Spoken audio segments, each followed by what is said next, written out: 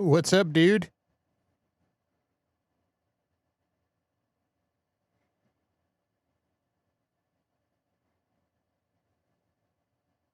What's up, dog? Can you hear me?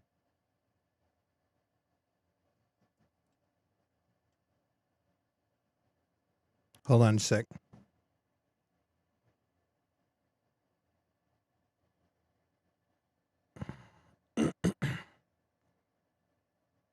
Yeah.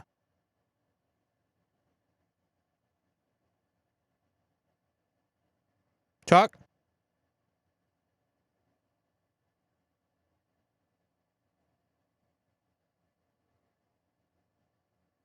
It says you're muted over here. I don't know why. It might be because of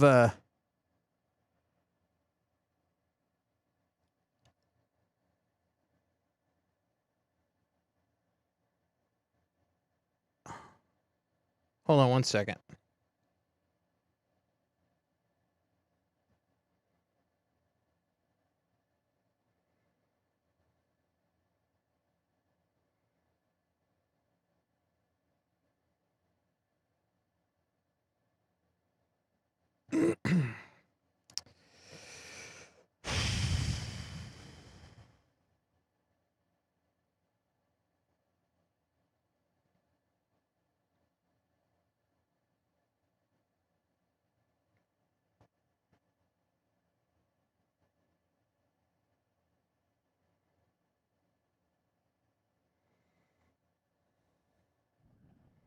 Hello.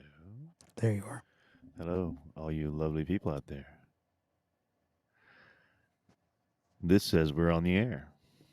We I don't know are. if that's true, but if it is, I hope you're as glad to see me as I am to see you.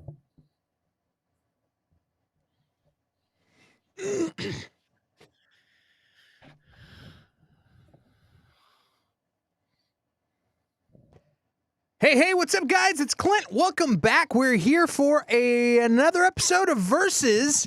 And man, we got an exciting show. Today we're going to be talking about the Raimi-verse. We're doing the Raimi-verse recap, the countdown for No Way Home. But before we do that, I got to get my homie, Curtis, in the house. Curtis, what is up, dude? You're here, Curtis. How you doing, man? I've got an incredible delay, so Oh, that's fun. let me jump out and jump back in. Oh, hello. Hello there. Incredible delay still? We've got three viewers in the chat.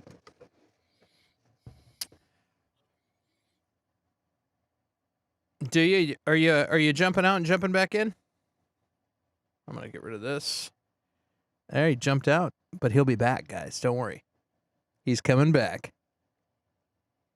He is coming back. How are you guys doing tonight? Oh, here we got Curtis in the house. There he is. Let's hear it for modern technology. Bam! Curtis, you're back. How you doing, man? Still a big delay?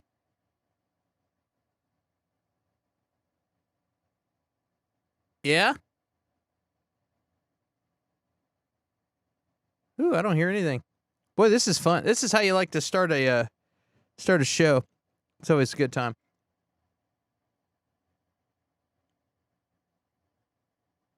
All right. Yes, sir. All right. Yes, welcome to another episode of Versus. All right, it's just me. And now, let's see if I can hear Curtis, because he's still there. Talk to me, Curtis. I don't hear anything. I hear nothing. This is pathetic. All right. Hello, Curtis. Oh, he's calling me again, it looks like.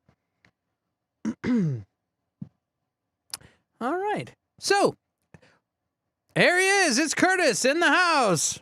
Boom. Let's get him in here. Curtis, how are you, my friend?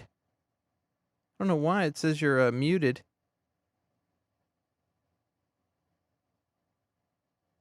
It says you're muted. On the in the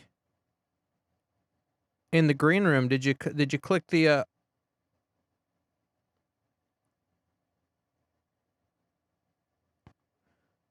let's see here. Hello there. We're going to go back to this intro video and see how you sound. Talk to me, Curtis. Nothing? All right. Well, this is great. All right. So, Sam Raimi, I'm just kidding. Let's we can't start without Curtis. I got to get him in here.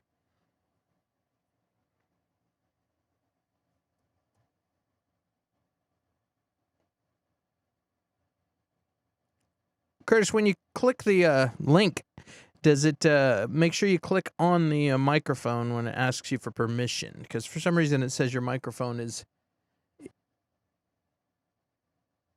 let's see here. There he is with nope. No volume, huh? Why? Oh, hold on. He's not in the... Curtis, you there? Nothing. All right. Well, this is great. Well, we had him. Let's... Oh, hold on just a second. Back...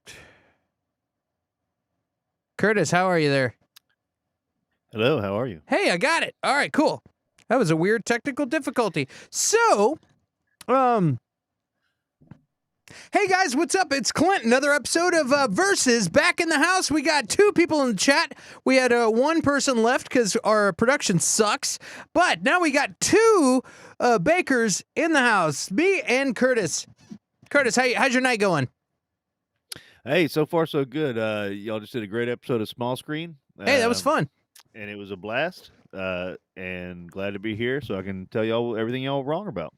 All right. Well, guys, the subject. What's the subject? If you just got here, we're doing a Raimi-verse recap, the countdown for No Way Home. That is right. We're going to be talking about the Raimi-verse. Those who don't know, who the hell is Raimi? Sam Raimi, director of Spider-Man No Way Home. Sam Raimi is an American filmmaker and actor, primarily known for creating the cult horror Evil Dead franchise and directing the Spider-Man trilogy, 2002 to 2007. He also directed the 1990 superhero film Darkman, the 1998 noir crime thriller A Simple Plan, 2000 supernatural film The Gift. Oh, and the list goes on and on, but he's a fantastic director, and I feel like he really understands Spider-Man, and I really loved his interpretation, and he's the one who really blew the doors off of Marvel movies. Like everything you're seeing now in the MCU, it's like he like helped pave the road. There's a couple of others that did too, but he really did. Like especially the computer animated Spider-Man in that ahead of its time. I was watching that, watching all 3 of them, and I was noticing that I was like, dude, this movie looks better than a lot of the new ones that come out. You know, Curtis, what did you think? How did you enjoy going down memory lane and watching? Not too long ago, we did Spider-Man 3 because we were doing Spider-Man 3 Venom versus New Venom. But what did you think about these movies? How was it watching these? No, it was so great rewatching these. They're one of the ones I revisit regularly or fairly regularly. But yeah, that's the thing. Thinking back that these are 20 years old and they absolutely hold up. What you're saying about the CG is that, I mean, and if you remember, like early 2000 CG, it was like PlayStation graphics, and this still pretty much holds up. There's, of course, there's certain scenes where you can, you can just tell.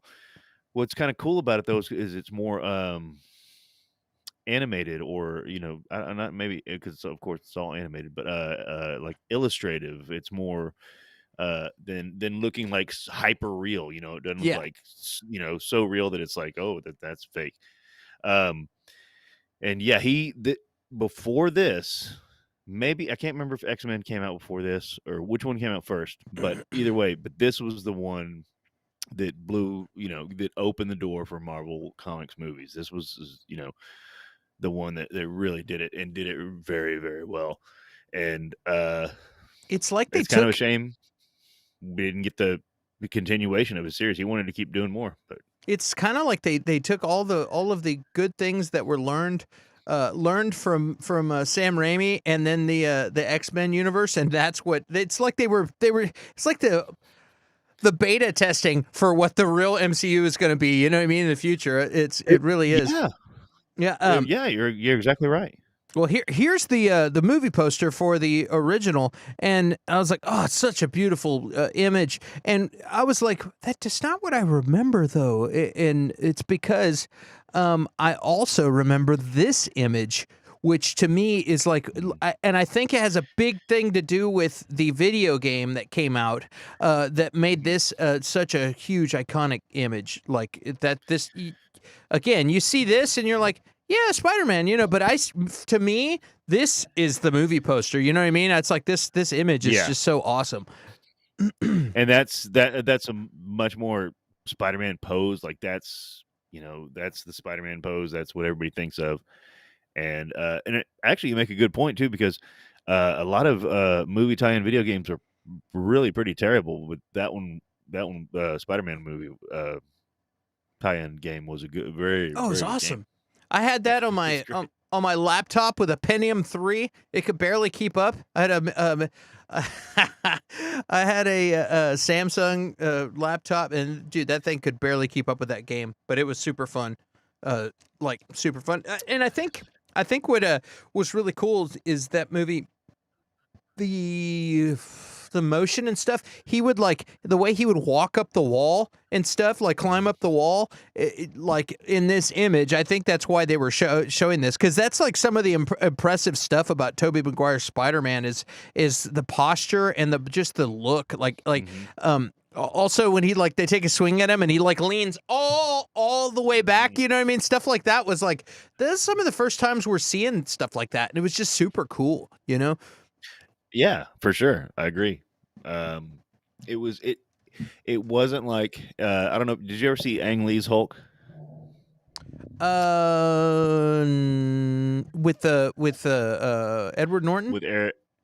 No, that No, was the with Universal one. Eric Bana. Yeah, E- Eric Bana. Yeah, Yeah, I saw. I I thought saw. Eric Bana did great, but the style, like he purposely made it to look like a comic book and stuff like that. Mhm. You know what I mean? Like with the different panels and stuff. And it's like comic book fans, or when you're reading a comic book, you don't see that. You don't notice that. If the story flows well enough, it's just like a great story. Yeah. So you don't have to do that. And Raimi understood that. He just told a great story, in movie form.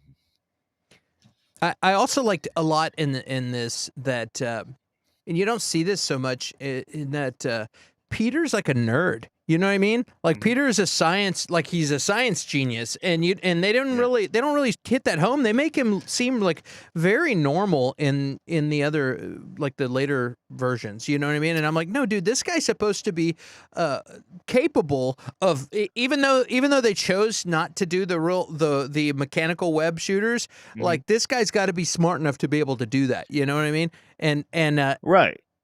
and you see that when they're about to go into the college and university, and where they have the spiders and all that, and it's like he meets Oswald, and it's like, man, yeah, he's a genius, and I don't get that from Garfield or or Tom Holland at all, at all. No. And that's what doesn't necessarily make sense. Dan's here and he says restore the Snyderverse or the Raimi-verse. Who says that? uh, Dan Plum Oh, nice. says restore the Raimi-verse. I agree. Yeah. But it does. It seemed like they were going to lean into that with Tom Holland, because he was going to be like the you know he was a protege to Iron Man and stuff like that, and they kind of talk about how he's smart and stuff like that, but it's not really as huge of a point as it is in the Raimi movies about how smart he is. You know, even his professors are like, "You're way too smart for this," and they don't. Of course, they don't know he's Spider-Man. You know, um, Yeah, but they don't, talk about him being this genius that much. yeah, Tom Holland seems like a kind of almost an airhead. You know, I mean, if it like maybe that's rude Yeah. to say. Sorry, Tom, if you're watching, but yeah, that's the impression I get. I don't get like a super science nerd vibes off of him whatsoever. Um, He- and He's also definitely nerdy. He's definitely nerdy, but yeah, not nerdy-ish, not even yeah. close though, not even close. And like the another thing that I also um like about Tobey Maguire is his posture, like and not Mm, posture, but his build. I think mhm. he's a good build for Spider-Man. It's a little bit thicker than the other guys, I but agree. in a muscular way. And Hmm. you know, instead, and those other two seem like just scrawny guys in a suit. Like to me, and I know there's different iterations of Spider-Man, you know, but Garfield seems a little bit lanky, and I don't know. I just like Tobey Maguire's the build. I like that suit the best too. The suit with the raised spider webs on the outside looks badass too. You know what I mean? Like all around, I'm like, that's my Spider-Man. Where I have some problems with him is, and not really. I think they're true to the show, but he's a little bit of a his nerdy, kind of a I don't know how to say it. Like his persona is a little bit. I don't know that I like his personality as much as Peter Parker, but I like his Spider-Man better. You know what I mean? And I also like the smart part of it. But go ahead. What were you gonna say? Well, no, well, see, I'm kind of on the opposite end. I like his Peter Parker m- more than his Spider-Man portrayal, because he's more of a straight up nerd, and and they kind of hinted at it in the later movies, but Spider-Man quips and stuff so much whenever he's Spider-Man, because kind of he's got the mask on, and he takes on this different Yeah, persona. Um, but yeah, him being that big old nerd, like I think McGuire nailed, in my opinion, yeah. Parker the best. Um, what doesn't, and it's not so much in this movie as the second movie. But in the first movie, it's the second movie. But what does bother me is that he becomes so whiny. Like I don't, and That's kind of what I'm it's talking about. I yeah, don't like the whiny okay, part of it. yeah, he Part is of him. very yeah.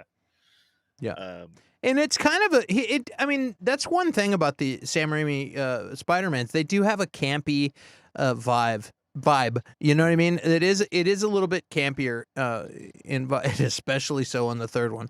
But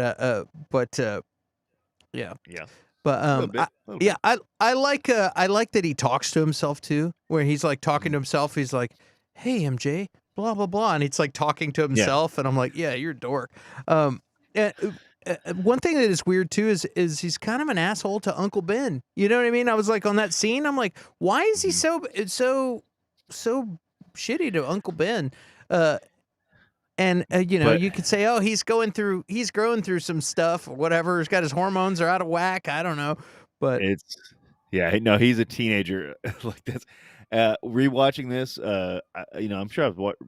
I actually the first one. I don't know if I've rewatched it in a while, but they nailed teenagers so well.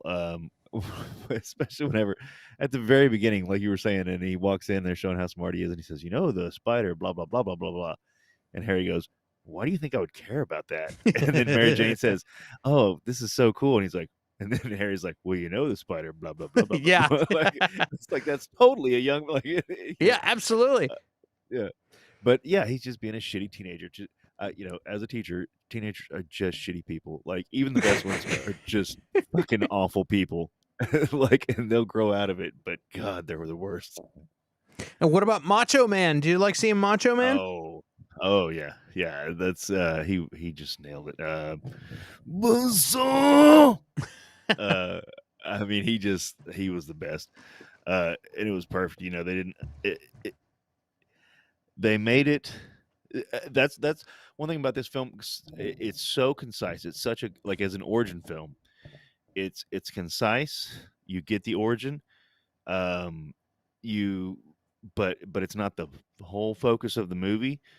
The origin part is not boring. Like I guess you could say it's the first time we've seen it, but Yeah. you could show somebody who's seen the Andrew Garfield ones this film too, and I don't think they would be bored by it. The origin part. It really is like going into this. I've always said two is the best. Two is the best. It's just the best Spider-Man. But after rewatching this one might be like just the best overall Spider-Man film because it's just so well done, so concise. Such the acting is really well done. Man, I don't know. This is just a damn good movie, and I hadn't been able to appreciate it in a long time. And I love that Bruce Campbell has cameos in all of these Yeah. movies too. That's another thing. I didn't notice that at first. I was like, I didn't even realize that was him in the first one. And then I was like, wait a minute. Wasn't he the waiter in 3? That's funny. And then I watched the second one, and he was there again. I'm like, hey, he's in all of these movies, which makes sense. But it's just back when I originally saw these, I wasn't paying attention to that kind of stuff. You know what I mean? I didn't think about Sam Raimi doing Evil Dead and stuff. I probably I don't know. I don't know if I noticed Bruce because I'm an Evil Dead, big Evil Dead fan, but I probably didn't connect he and Sam Raimi. But I definitely noticed Bruce Campbell. Did you notice him in The Ring?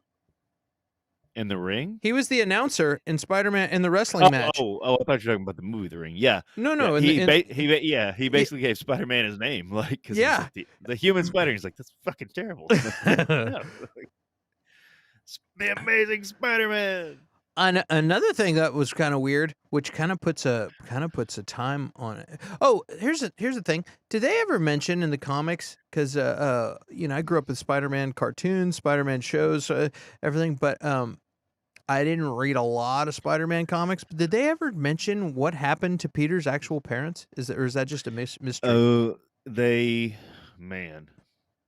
I don't know that. Like that made me wonder.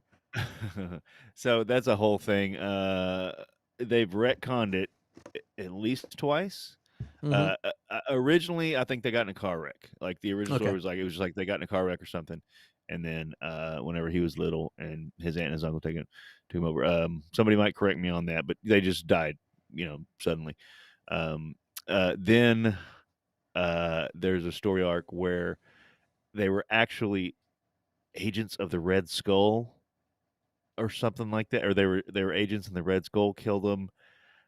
So it's this whole story arc so Spider-Man can fight the Red Skull, and then I think they retconned it again. It was Mephisto. It might as well be. Yeah. But yeah, there's a whole story arc. I've got him in there. I haven't read him in who knows how long, but yeah, it's where his parents either end up working for the Red Skull, but they might be double agents, or they might not be, and this and that and the other. And it's a whole that's crazy. Even reading it as a kid, it's like, come on, you're forcing this. Like, let's go, guys. Because his spider bite was a random thing. It's not like, you know what I mean? Like, right? Yeah. What are the chances of lightning striking twice in this family? Like, come on. That's but pretty much it was a car wreck. Yeah. Yeah. Go ahead. I'm sorry. No, I was gonna say that's like a meme that I saw the other day where they're like, where the guy picks up a hitchhiker and the hitchhiker tells the driver, "Hey, aren't you scared of picking up a serial killer or something? I can't believe you picked me up." And the driver says, "No, because what are the chances of 2 serial killers ending up in the same car?" Like, yeah, that's great. Yeah, it was super funny. Yeah, man. Also, I don't know if did you notice the joke that Peter Parker or that Spider-Man makes about Macho Man's outfit? Yeah, would your husband make that for you? Yeah, I was like, dude, that would not fly in 2021. Right? Yeah, I was like, whoa, that's crazy. That was pretty crazy. Yeah. Yeah, I did actually like. I kind of had the same reaction as you. I was like, "What?" Like it like. I didn't even notice, and I was talking to another friend about that. How like things we used to just say to our friends back in the old days. You know what I mean? It's like that don't fly now, and I find these little nuggets, like hidden in different things, but everywhere. I'm like, whoa, that would never fly. And I think feel that like could still kind of work because it's a super machismo, kind of atmosphere, but yeah, yeah, it's still, it wouldn't happen, but like, it's like not overt. yeah, um, yeah. And I really was appreciating how they build the drama in this movie too. Like just like Mhm, when you see the guy doesn't want to pay him, and then the mhm. guy robs him, and then he runs by, and then he very like very much revenge Yeah. wise was like glad to And you let him feel for go. him too. It's Yeah, like you feel like, yeah, fuck those guys. Yeah, yeah. they should get robbed. And then he Like, goes, and then he ends up at Uncle Ben's side, like and you're like, what? No, like it's so dramatic. It's like intense. You know what I mean? It's like super yeah. intense. And he did such a good job at dying.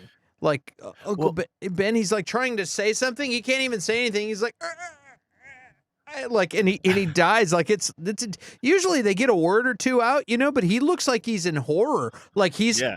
like the I'm gonna reality that fucking die. I'm I'm dying right dying. now. Yeah, like he's in horror, and I'm like, that was really good acting by that guy. Well, and that's the thing. It's that guy. Like I don't know who the actor's name. I don't know anything else he's been in. I mean, It's I may have Cliff seen him, Robertson is his name. but Martin Sheen is Uncle Ben in the Garfield ones. Martin Sheen's a spectacular actor, but this guy just blows it out of the water. Like this guy is a great Uncle Ben. Like Oh, he's he's fantastic. just spectacular. Like that's he's typecast. Like Let's see what else he's been in. Uh, he has been in Charlie, 633 Squadron, PT 109, Joan Crawford, Spider-Man, Obsession. These are all old movies, dude. yeah, Like a bunch of really 50s old and movies. Yeah, 60s and 70s movies. The bunch of Devil's movies that Sam Raimi grew up watching. Yeah, The Devil's Brigade, 3 Days of the Condor, which is a Robert Redford movie. Just a whole bunch of crazy old stuff. Escape from L.A., that's a good one. Oh, Malone with really? Burt Reynolds. Um, Hmm. yeah, this guy's in all kinds of crazy stuff. Spider-Man Into the Spider-Verse. I wonder if he did the voice in that. I'm not gonna dig it. Oh, he must have. Yeah, I mean, how old is he now though? He did that one 20 years a ago. bazillion. Yeah, like how old are you? What did he do? I don't know. All right, we're backing out of this. But yeah, the guy's fantastic. He's a highlight and like both of them, both of Mhm. his parents are fantastic. Get out of there. Yeah, There we go. well, and that's the thing, I don't even remember. Rosemary Well, Harris is Aunt May. She's yeah, fantastic too. she that's what I mean. She was great. She's Aunt May to me. Marissa Tomei is great in the new ones. It's obviously a lot of the new ones are obviously a different take on a lot of things. Mm-hmm. You know, um, um, I'm not trying to say anything bad about Marissa Tomei. She's Never. a biological oddity. She actually gets way, way more beautiful as she ages. Like, I mean, she was cute and good looking when she was younger, but like, she is just, I mean, No, anyway, she's stunning. I love yeah. Marissa. I've had a crush on Marissa Tomei since My Cousin Vinny. Are you kidding? Like, But that's what I mean. She was cute and good looking in that, but like as she's gotten older, she's just gotten even more and more good looking. It's yep. amazing. But uh, I I like it's definitely a different take. But I don't even remember Aunt May from the Garfield ones. I don't I don't either. I like, and to be fair, I don't remember. I'm glad we're gonna rewatch them next week. Yeah. I don't remember much from the Andrew Garfield ones, but like you know, uh, I yeah, just the remember Electro being not like it. I remember I'm the bad stuff. Yeah, You remember, you know me, dude. I'm pretty easily, as long as I'm not having to clean or do heavy labor. Like if I'm getting to watch a movie, I'm doing pretty good. So like I'm sitting in there, and even in that, if I'm not having to watch Jupiter's Legacy, you know what I mean? Like as long as that's happening, I'm doing pretty good. And so I was sitting in that theater, and then at some point, all of a sudden, I'm like, dude, this is bad. Like Electro is bad. This is so cheesy. It's not even good. And like I remember having that reality, and it's kind of a bummer. You know what I mean? Like that makes me so sad. Just imagine Clint like sitting there and he's got his popcorn, he's got his Yeah. Coke, and he's like, yeah, yeah, yeah, and he just All of a like hits sudden, it. And I'm he's like, like, oh, this sucks. Yeah, I really did. I was like, what the hell? It's bad, and that sucks. The Stanley cameo was good. I took some notes here. Good job. You know who else did a really good oh, job? What were you gonna say? remind me of the Stanley cameo, It real was just quick. it was just kind of during some like destruction and stuff. It was a real fast. Oh, he pulled the lady out of the way or Yeah, something, that's what it right? was. Yeah, yeah, Yeah, yeah, yeah. yeah. But I took some notes that the CGI was fantastic in this, which we discussed a little while ago. Another fun thing is when he takes off running, and he does the Superman shot where he's running and then he opens up Yeah, the like to me that's forever Christopher Reeve's Clark Kent doing that. for You know what I sure, mean? And they do for that sure. in all these, but I'm like, okay, dude, like Yeah. yeah. Um, Well, and at the same time too, like whenever I do like in this one how whenever he's like, I think I've got spider powers, and he just goes jumping off buildings and shit. And it's like, again, that's a teenager like young man thing. Like they'd be like, you know what? I think I got superpowers. Let's give this a shot and just go jumping off his shit. Like yeah. half of them end up dead, but some of them got spider powers. He starts climbing up the walls, Yeah. but his posture, the way when is doing that, his posture's badass. Like it's Right. perfect. It's so good. Well, go ahead. But Well, no, I was gonna say, yeah, I heard y'all talking about the organic web shooters, on small screen. That I always loved about this film. So, yeah, me too. yeah, besides, so it comes from the Ultimate Marvel. Ultimate Marvel was an offshoot of Marvel Comics that started about 1999 or 2000 before the movie, and it was basically designed to comic fan or people. They thought that people were intimidated to get into comic books because they didn't want to learn 50 years of backstory. So they were like, we're going to take our top characters and we're going to reboot them and just like start and go. Well, they did this with Spider-Man, and when they did it, they gave him organic web shooters. Like, to me, it just made sense. I don't know. Now, Stan Lee and Steve Ditko are amazing, wonderful creators, but I don't know why they were like, okay, he has spider strength, spider senses. He can stick to walls. But shooting webs, nah, he can't do that. He's got to create these, web shooter things. Let's not be crazy now. Like you Yeah, don't want to, exactly. Like, I mean, he's got every other spider ability, but like let's not webs. That's just crazy. yeah. And the thing is, like, I know it was a plot device a lot in the comics that he would run out of web fluid. Like, oh, I ran out of web fluid, so the bad guy would catch him, or something like that. But it could have, and it was used in part 2 where his, webs don't come out; they just quit working, or he could run out. But I really loved that, and like certain things that they did to update it, and a lot of it was based off of the Ultimate Marvel line, just really nailed it for me. And yeah, I'm all for organic web shooters. I don't know why they don't bring them back. Yeah, and they don't have a hole though for the webs to come out. Like If they showed that, that'd be cool. Like, yeah. and or like in like a bump on his hand whenever he had too much web, like it would kind of build up. And he's like, "Oh, what is that?" And he's like, He's got a callus or something from "Yeah, yeah." And he's like, "Oh, what?" And then he squirts it, and he's like, um I thought James Franco I always look at him as just being an okay actor, I don't really think much of it, but I was like he really played a good rich kid who like Yeah. he doesn't think much of doesn't care about smarts or doesn't care about his dad's company really or doesn't care about much and is just kind of like he's like did a Yeah, really I'm good gonna job be at that. fine." Like, yeah, he's one of those kids. Like, doesn't matter if I do well or not. I'm gonna be okay. I'm gonna be gold. And that's why, like, it him playing that role, and then Willem Dafoe, like, his Green Goblin character, just adoring Peter whenever Peter's like, "No, I just want to make my own way," and he was like, "Yeah, you want to, do it yourself." And he's like, "I like that. I respect that." And it's basically like saying, like, "Yeah, my fucking son won't do that." Like, Yeah. like it juxtaposed so well. Like, I don't know if it's because we're older, because we've seen it a million times. Like a lot of that stuff just really clicked so much better um, than before. But yeah, he I thought he did well as well. Yeah, and he's like he's got a lot of insecurities and things that he Hmm. plays really, really well. It's like this is it made it like watching it again and paying attention. It's like, man, it made it feel like a way deeper character than I ever Hmm. considered him being. You know what I mean? It's like it's pretty interesting. And that does that has a lot to do. That goes a lot into the comic books as well.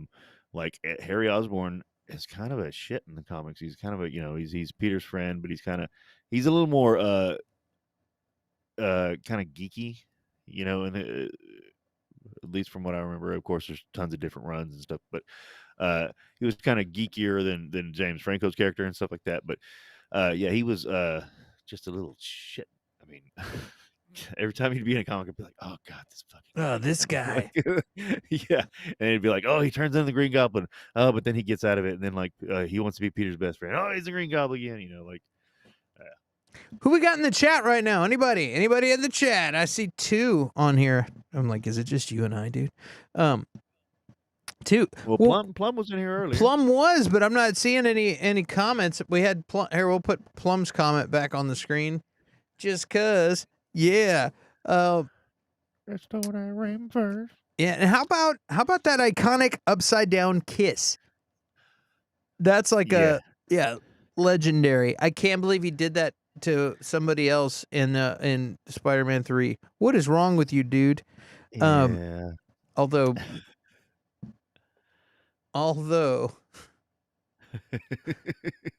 yeah,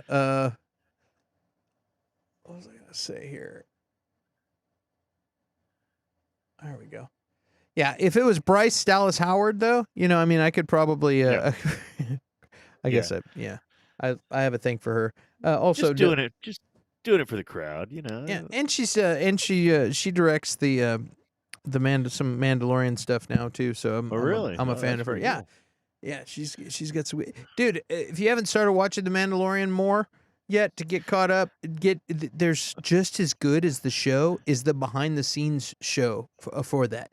There's a behind the scenes show about Uh-huh. that, and it is awesome, dude. It shows how they make all of that stuff in the volume, which is like the video background. Do you know any Right. about any of that they have that Disney has? Well, you were telling me about it Yeah, one time. It sounds. it's I'm gonna watch that. What's it's What's the title of it? The show. I can't remember. I think it comes up in I'll tell you when we're not I'm on the sure. air. Well, But I'm sure it pops up under suggested. it For, does. It's right. Mandalore. Yeah. It's right near that. But yeah, that iconic kiss, the upside down kiss. Holy cow! And what else? So one thing I do remember is everybody, including myself, freaking out over the Green Goblin's that flight suit looking Green Goblin instead of the classic, guy in a The helmet was mask and the stuff helmet's like that. terrible. The face on the helmet is awful. And it doesn't bug me as much, but I've seen it a bazillion times, and I It's understand what they were awful. doing. But like, yeah, it just, I don't know. I mean, I would see that's the thing I was going to say. It's gonna say it was better now, but it still does kind of bother me. So It's bad. Well, the eyes Yeah. are like real close together. It's like, yeah, yeah, it's weird. and it almost looks better whenever like there's few scenes where the little yellow things come up. You can see Willem Dafoe's eyes, Yeah. his crazy eyes, and it like to me it looks better like that. I like that better honestly, too. Where so didn't bother me as much now, obviously, but yeah, at the time people freaked the fuck out, and yeah, I was one of them. I was like, what the fuck is that? Like Iron Man, Green Goblin, what the fuck? Well, let's talk about. Well, that's not the one. Let's talk about Spider-Man 2. Woo! All right, Spider-Man 2. do it. So much Spider-Man-y goodness. Spider-Man. He's a corny pizza delivery driver in the beginning. Which I delivered pizza. I took issue with this. I was like, there's no way he's getting 48 blocks in 12 minutes. Sorry, not happening. Yeah, you need to shorten your zone there, buddy. They do a really good job of making things look like making things like things would be either really good for him, everything's going great, or things are really bad. You know what I mean? And they do a really good job of making you feel sorry for him, and like all the things of him being pulled from here to there. He's failing everybody else because he's so busy being Spider-Man all the time. You know, like Right. And no, that's the thing is that uh as much as it's like, oh god, I'm fucking whiny Peter again, this and that. That's what made Spider-Man successful. Like he was the first, like he was a nerdy teenage kid that life just shit on him. But he had superpowers. Like in the books, like life just shit all over this kid. And but because before Marvel had a few kind of hits here and there and stuff like that. But even the Fantastic Four, they were like these highly intelligent and like profitable people, and they're a family unit, and this and that and the other. And then Spider-Man comes along, and kids just identified with him so quick. It's like, yeah, the world does suck, doesn't it? yeah, he's Instead of got to like do his Superman, homework. yeah, Superman and Batman's rich and all this, and Iron Man's loaded, and like here's a normal nerdy teen who has to he could kick the shit out of all these bullies, but he can't you know do his identity thing. But yeah, go ahead. Yeah, just Yeah. it sounded No, it's tiring. awesome. That's what's cool about him is it's like, yeah, he's like a weird gentle soul also kind of, and he's got like people, all of his friends just like bully on him. Like, dude, But get it together, man. Like, why do you keep failing at me? But you're a lousy friend, and it's like I just saved a whole bunch of people, yeah, from a exactly. fire, Yeah. and you're complaining because I'm late. Yeah.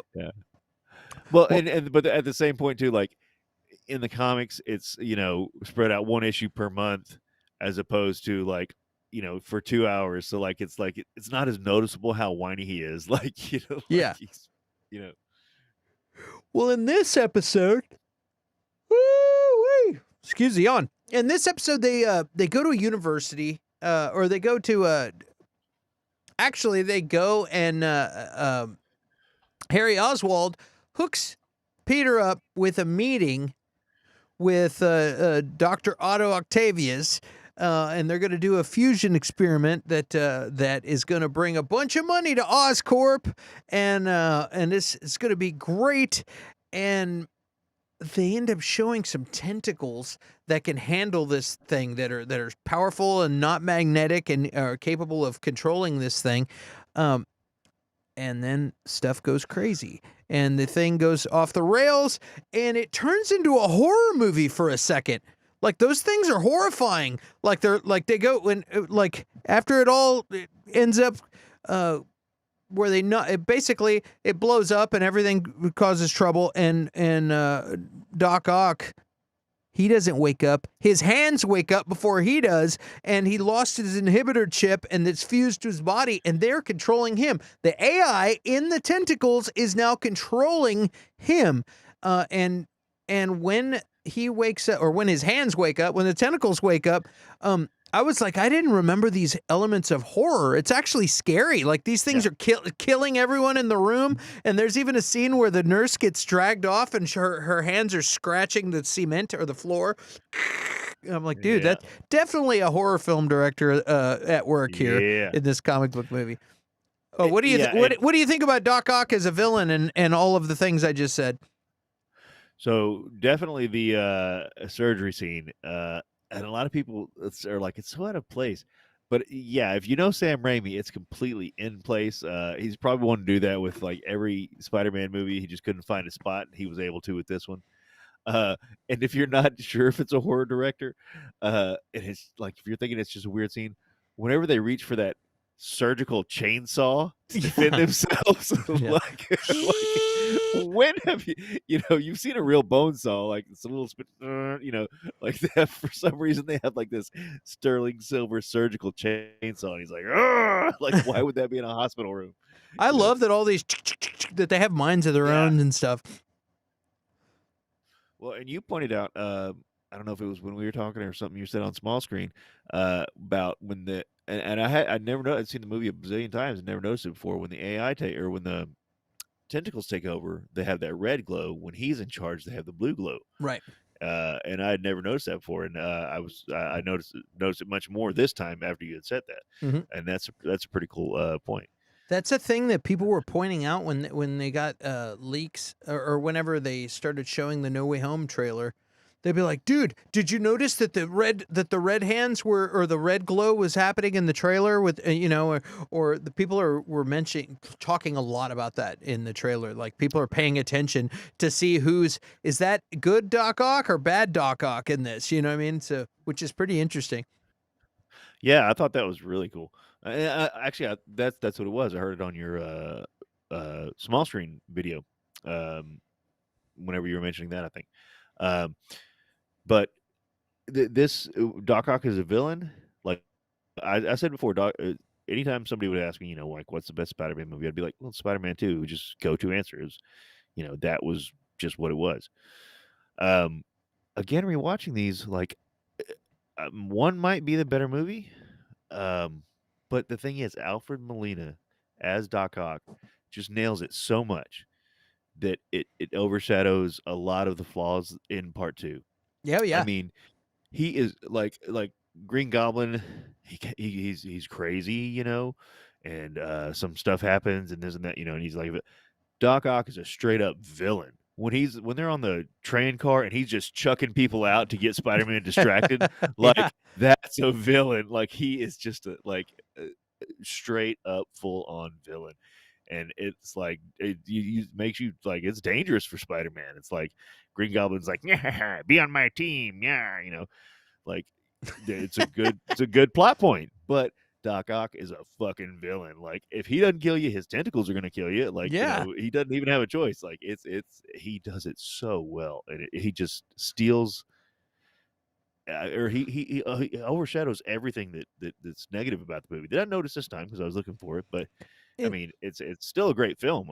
Don't get me wrong, but There's something horrifying too about a villain that's not in control. It's not even right, his fault. You know what I mean? Where they're like, and it's like, oh shit, this guy's like, it's like it's like he has to, like you said, throwing people out or whatever. He has no limits because these are AI tentacles yeah, doing the thinking, not him. So it's like there is no moral boundary that a metal hand has. You know?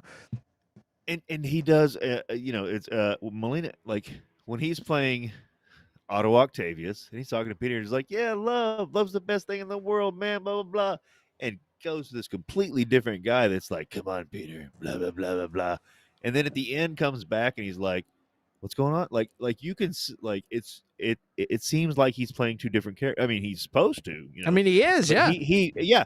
but he pulls it off so well. Like it's like it makes you feel for this guy, like when he's like, "Listen to me." Like he's finally wresting back some control. It's like you don't want him to die. You don't want, like you want him to fucking. You never see, just, yeah. You don't ever really see him die. He just kind of sinks to the bottom, and that's what they say. He gets pulled into Spider-Man No Way Home right where he left off, right where he sinks to the bottom. He ends up getting pulled right in there, yeah, which is crazy. and yeah, seeing him in No Way Home, I mean, made me more excited for, I mean, anything because I mean to see Tom Holland's Spider, just see him again as Doc Ock because yeah, he just nails the role so well. Well, And Willem Dafoe did great. You won't no, shame against Willem Dafoe. oh He was yeah. spectacular, but Molina just killed it. Well, I like that they're. It seems like seems like he might not be a bad guy in Spider-Man No Way Home. Or maybe he switches back and forth. I don't know, but at some point he was like, "Hello, Peter," and then all of a sudden you hear there's another clip where he's like, "You're not Peter," Yeah, where he realizes it's a different Peter Parker, and then I guess figures out what's going on and stuff. So I'm wondering if him in control, if he's going to help Peter Parker fix everything. You know what I mean? well, if they do, like it seems like yeah, from what I've seen well, not necessarily for Doc Ock, but I hope they're going to do a redemption story kind of for Doc Ock and Sandman maybe, because and that would be man, that'd be perfect if they really if they did that, you know. Yeah, that's another thing. Sandman, and him, like he let him off the hook. It's like I forgive you, man. You know what I mean? So maybe Yeah, you're right. like and what we're going off on a No Way Home tangent, but so yeah, there was a one of the trailers where the way they cut it. Um, Doctor Strange is like they all die in your universe or in their other universes. Spider-Man kills them all, and then it cuts to some, you know, it might be a different time in the conversation, but Peter's like, I won't do that, or something like that. So it might be something like Doc Ock's like saying, you got to kill these guys, you know, and Peter's like, I won't do that, you know. So maybe it's something like since he won't kill them, they save him, you know, or something like that. I don't know, but yeah, I it'd don't be know, great man. to have Melina have a redemption tale like that and just fucking come and kicking some ass. Like, it'd be great. Yeah, yeah. It's such a great character. I was paying attention to what you were just saying a little earlier about I love how Spider-Man is snarky when he's in his suit, flying through the air and stuff. You know what I mean? Uh-huh. And they do such a good job to you'll be on one scene where he's like saying a bunch of like snarky, smart aleck stuff, and it's fun, confident, and then next thing you know, he'll be in a situation where it's like a ton of drama, and he's back to being a wimp Yeah. again, and like. That's crazy. And he also is super. There's a part where he's quit being Spider-Man. You know what I mean? And he's like, I'm done being Spider-Man because I want the girl, and I can't have both. So I'm gonna do what's right for me for a change. And he gets talked into that basically. And what's up, James? How's it going, man? He gets talked into that, and like. And I want to be like, dude, just tell her like the whole time. You know what I mean? And it's like, and so she's like, I don't remember if it's her that tells him, but they're like, you got to do you or whatever. And so he's like, It's okay. Aunt May. Aunt May tells him, yeah. Well, then later, Aunt May has a speech and tells him about the little boy whose hero is Spider-Man. After he's decided to quit being Spider-Man because Yeah. somebody else. Oh, that was a doctor that told him that. He was telling him he was Oh, having yeah, he was yeah. having dreams, and he's like, well, these dreams must mean that, and so he's like, okay, I'm gonna quit being Spider-Man. Then the next thing you know, he's helping Aunt May move out, and the little boy across the street is a super fan of Spider-Man, and sometimes people like Spider-Man give up their hopes and dreams to serve the people, and kids like him need people like that. And all of a sudden, he's like, "Okay, I'm gonna go be Spider-Man," and now I can't have a girlfriend. And so it's like he's like super wishy-washy, dude. It's like, dude, spine up and pick a team and stick to it, because he just keeps. It's like he's such a nice guy that everyone can manipulate him, is what it feels like. You know what I mean? And again, like those were comic book storylines. Where he's like even the way he says, like in the movie, just if you're a comic book fan, you know the line, but EJ's in the house What's up, too. Jedi What's Master up, EJ? EJ? If you're a comic book fan, you know the line "Spider-Man, no more." And but when he says it in the comic book, he's like, "No," or when he says it in the movie, like, "No, Uncle Ben, Spider-Man, no more." Like it just sounds weird. It's like no one would say that. Like, Yeah. but that Talking to again. So his hallucination of Uncle yeah, Ben. exactly. Yeah. And he's not even speaking like any what he would normally say. I'm not going to be Spider-Man anymore. He doesn't say that. He says it like a comic book. Spider-Man, no more. But that was a storyline that was like probably 10 years after Spider-Man. So after 10 years, it's like, oh, he's not going to be Spider-Man anymore. And again, it was like a 6 to 12 issue run. So it's like he's not in one issue, he's not Spider-Man. Then some other stuff happened, he's not Spider-Man. It's probably about like a year uh, till he's like, oh, he figures all this stuff out. Whereas we see it, spooky. What's up, Spooky Uh, Bats? we see it within an hour, and it just seems like whiny and wishy washy. Yeah. Uh, that's one of the like with this movie. Rewatching this movie, like I still don't know. It still might be the best, but like just he's and the whole thing with Mary Jane. Oh God, like I Well, don't dude, know. and the action in this movie though too, it's like the fight scene on the train and all of that, stopping the train, and like the fights are on the top, and all of it is like, and also even climbing up the building with Aunt May and Yeah, all that. Of like, dude, the action in this movie is better, and he gets it's his ass it's kicked. killer. You don't Yeah, see Spider-Man getting his ass kicked in any of these other movies. It's like this, he actually gets beat up, and yeah. I feel like the action in this movie is better than the other ones.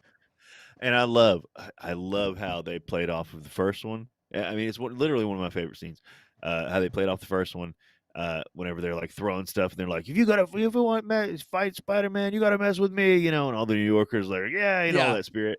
And then they say that on the train, and Doc Ock's like, fair enough, and just fucking like get out of the way and takes him. Like Molina just kills it so much. He just makes this movie like puts it on a different echelon. Oh, totally. Uh, And then at the end, he gets his he builds his reactor. There's his fusion reactor, and is it fission or no, it's fusion. And Fusion. yeah, and then it goes haywire, and then he comes back to his senses and becomes the hero. Molina He becomes does. a hero all over again and tells him to drown the thing. Yeah, he does. And like so good point, good point. He did get his redemption story. Yeah, he did. But like With a very dramatic, I'm not going, I'm oh not yeah, going out I'm like not that. I'm not going to go out a I'm not villain. gonna die a monster. Yeah, Yeah. that's what it is. It's Yeah. such a great line. Yeah. Man. Tony James Stark says built this reactor in a cave. well, Doc Ock built it on a dock, crumbling dock outside of New York City. Which another issue I have with the movie is at the end when Spider-Man's swinging away. It's a pretty bad shot, but the reactor's the thing falls into the water, and Spider-Man is holding Mary Jane, and they're swinging away. It's like, what the hell did he web to? There Yeah. wasn't any. There Statue of weren't any Liberty, man. cranes. Statue of Like, Liberty.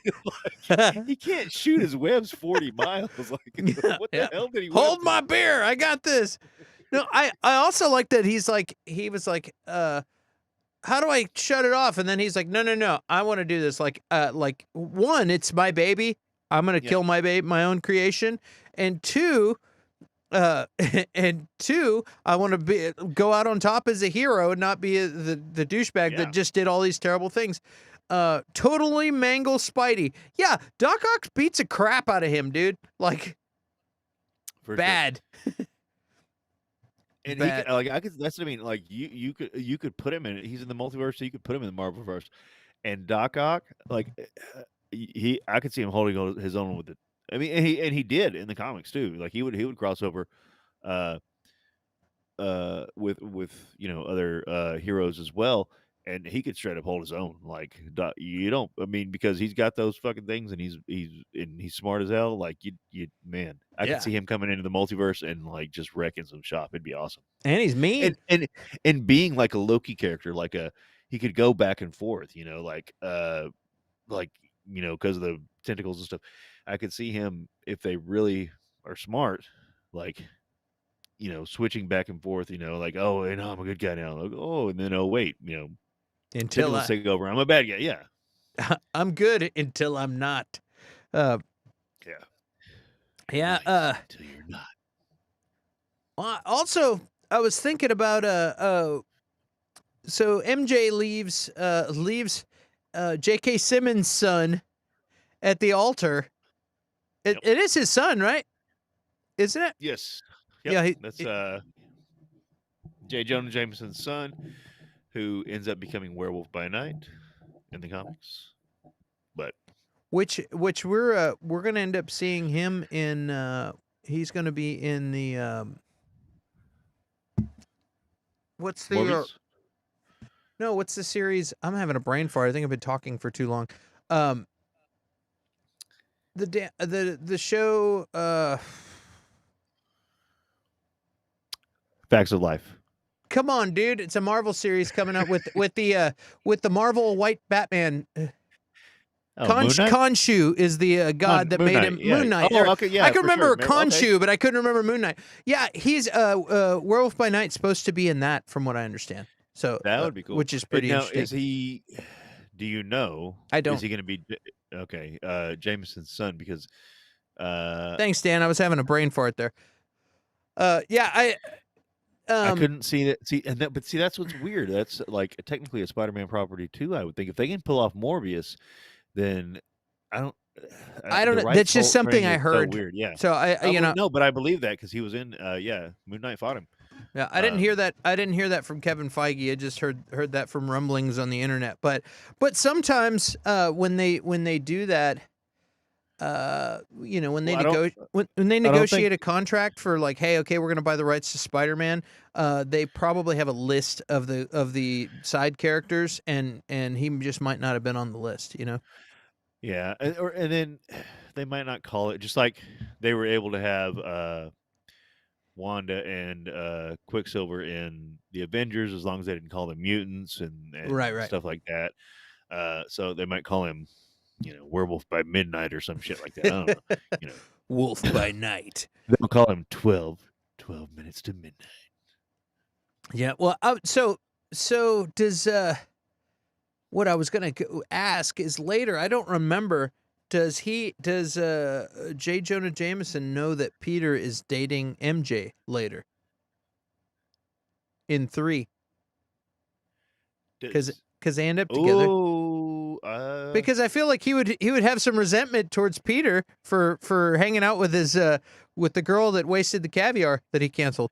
Yeah, he definitely would.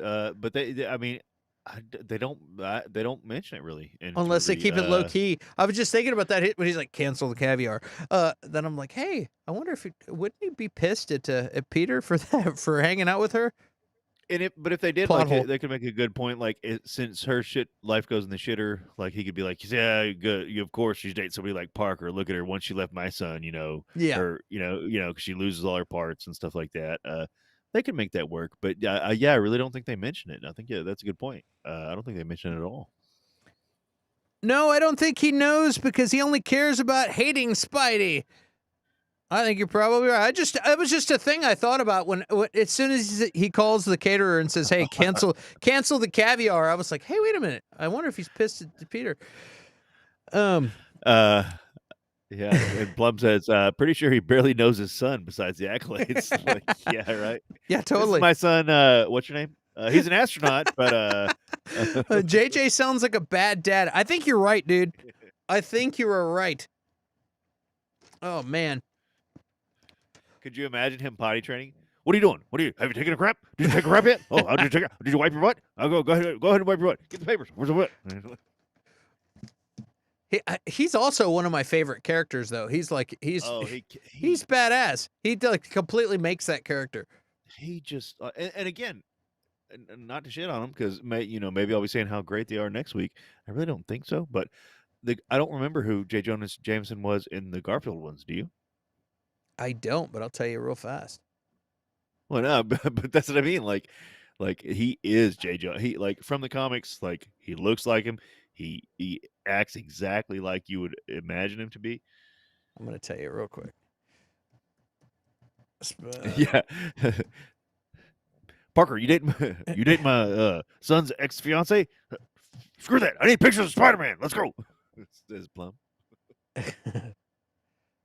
Damn it! I can't find what year was that? I don't know. I'll just say even the internet forgot those movies. Yeah, everybody's trying to forget these movies. Except the fact that everybody's like, "Oh my God, Andrew Garfield's in the new one." All right, here we go. The Amazing Spider-Man. Oh, I don't want images, you jerk. All right, there we go. I'm looking this up because I want to know. Yeah, there we go. Cast. Because we got some. We're gonna go over these next week for those who don't know. But we had a couple of questions. Oh, Aunt May is Sally Field. What a weird I forgot all about that. I didn't even remember that Sally Field was Aunt Yeah, May. I love Sally Field Yeah, too. she's fantastic. Martin Sheen is awesome too. And where is J. Jonah Jameson? It doesn't even say. Kevin Feige? Just kidding. I like how my voice went up. Yeah, it doesn't even say. They're like, we can't even, we're not even going to recast him because he was so good. All right, I got to look this up. This is my daughter Cece. Hi. Hi, Cece. I got a kitten named Biscuit and a puppy named Swayze. You got a puppy named Swayze. You're going to give him a biscuit? Holy moly. And you like Spider-Man? Yeah, I like Spider-Man. The movie one. Yeah. The movie one. Yeah. All right. Good night. I love you. Night. Good night. Aw.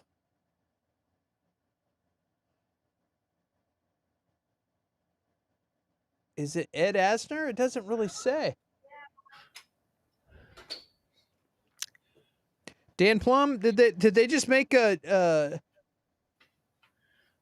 J. Jonah still- Jameson be him forever? They might as damn well. Like he's badass. All right, we got to figure this out. This is a big serious thing here.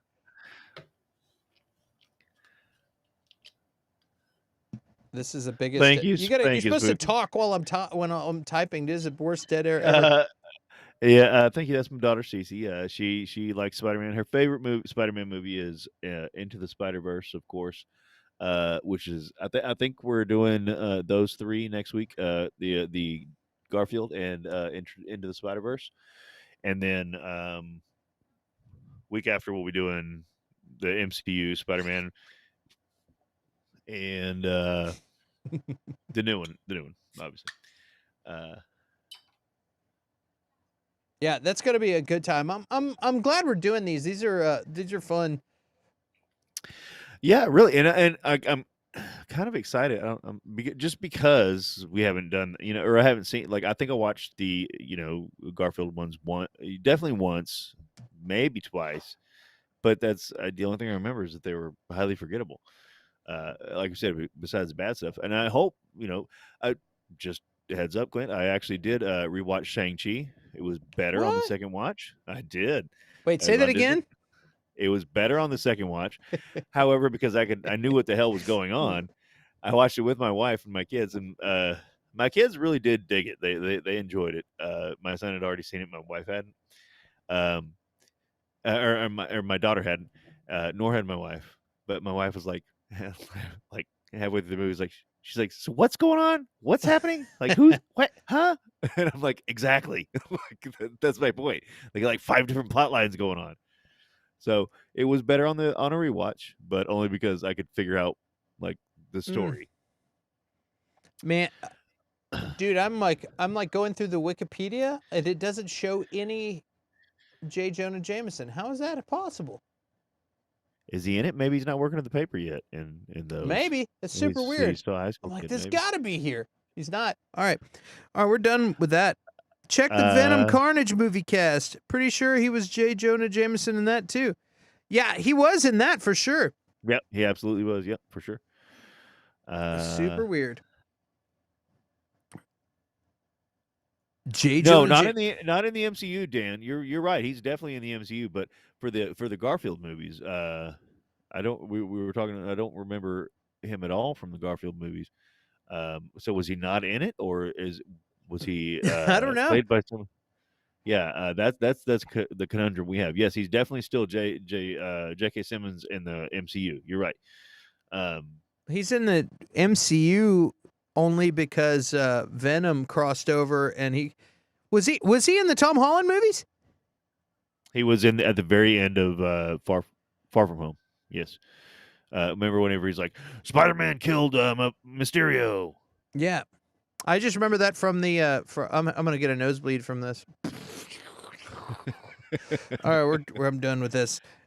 So He might not be in it because he's still a high school kid, and in the Raimi-verse, it's after high school and he's looking for a job, so he gets a job at the Daily Bugle.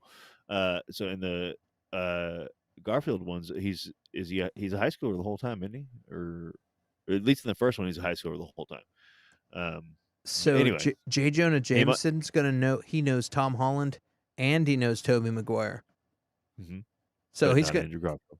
So yeah, and not Andrew Garfield. So he's gonna be like, hey Parker, hey, you're both here at the same time. This is really weird. I'm Who the fuck is this J. guy? Jonah Jameson. Get to work.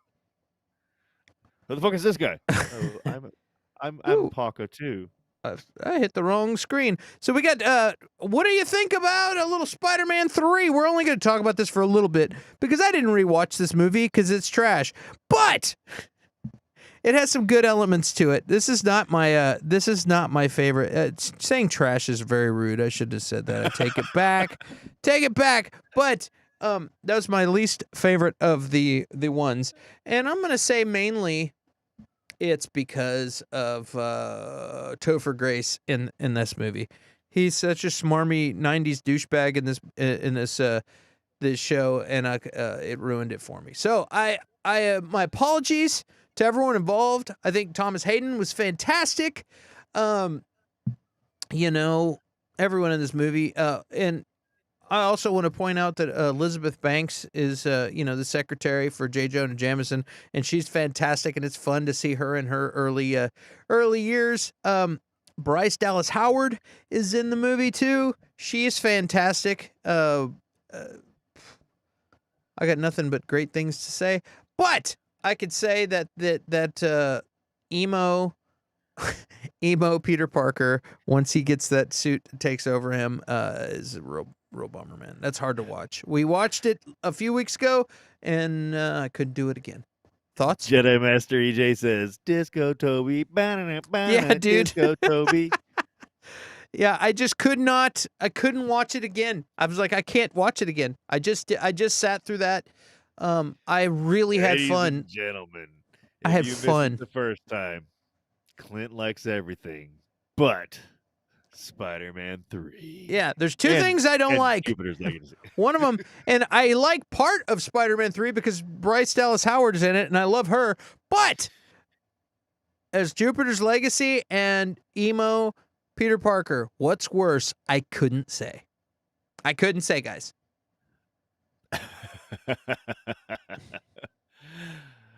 Again, so I did rewatch it again, but it was much more in the background than when we watched it for Venom.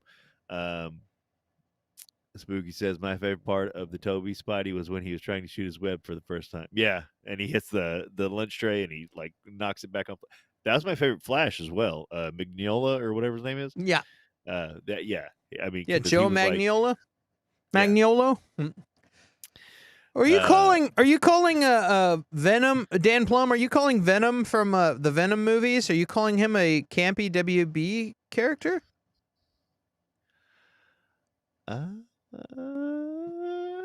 Is that what you're saying? I mean, if he is, I could see that with the newer movies, but it's definitely better than freaking Topher Grace's Venom. Jupiter's Legacy was worth coming from a non-comic consumer. Again, but so even You jerk! Don't be Dan Plum. Don't be talking about Venom. I like the Venom movies. I like Tom Hardy, and I like the Little Shop of Horrors plant being Venom. I like that. Feed me, Seymour. That's what that reminds me of, and it's good fun. It's definitely better than the Topher Grace one. But again, I hated this movie when it first came out. I really didn't like it.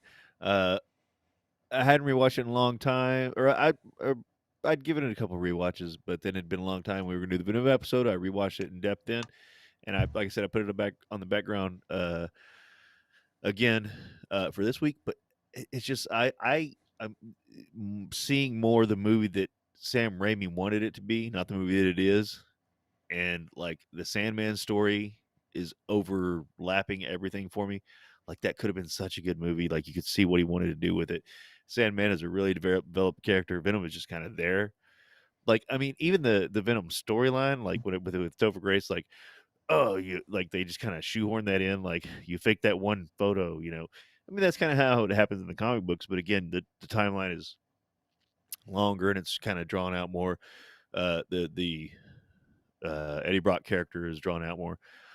He's kind of a scumbaggier, and Topher Grace is just kind of like, "Hey, I'm kind of a dickhead. Hey, whatever." You know, like, Yeah, he's a total douche. He's a yeah. douchebag, super But douchebag. like Eddie Brock was like in the comics, like this big old dude. He's kind of like a bully kind of dude, you know. Yeah. Like that makes Tom Hardy kind of, you know, in the movies, Tom Hardy's not a bully bad guy. You know, they're trying to make him a hero, but like he was a bully kind of dude. Like that's why Venom, the symbiote, like clung to him. Like you know, I don't want Parker. He's a goody two shoes.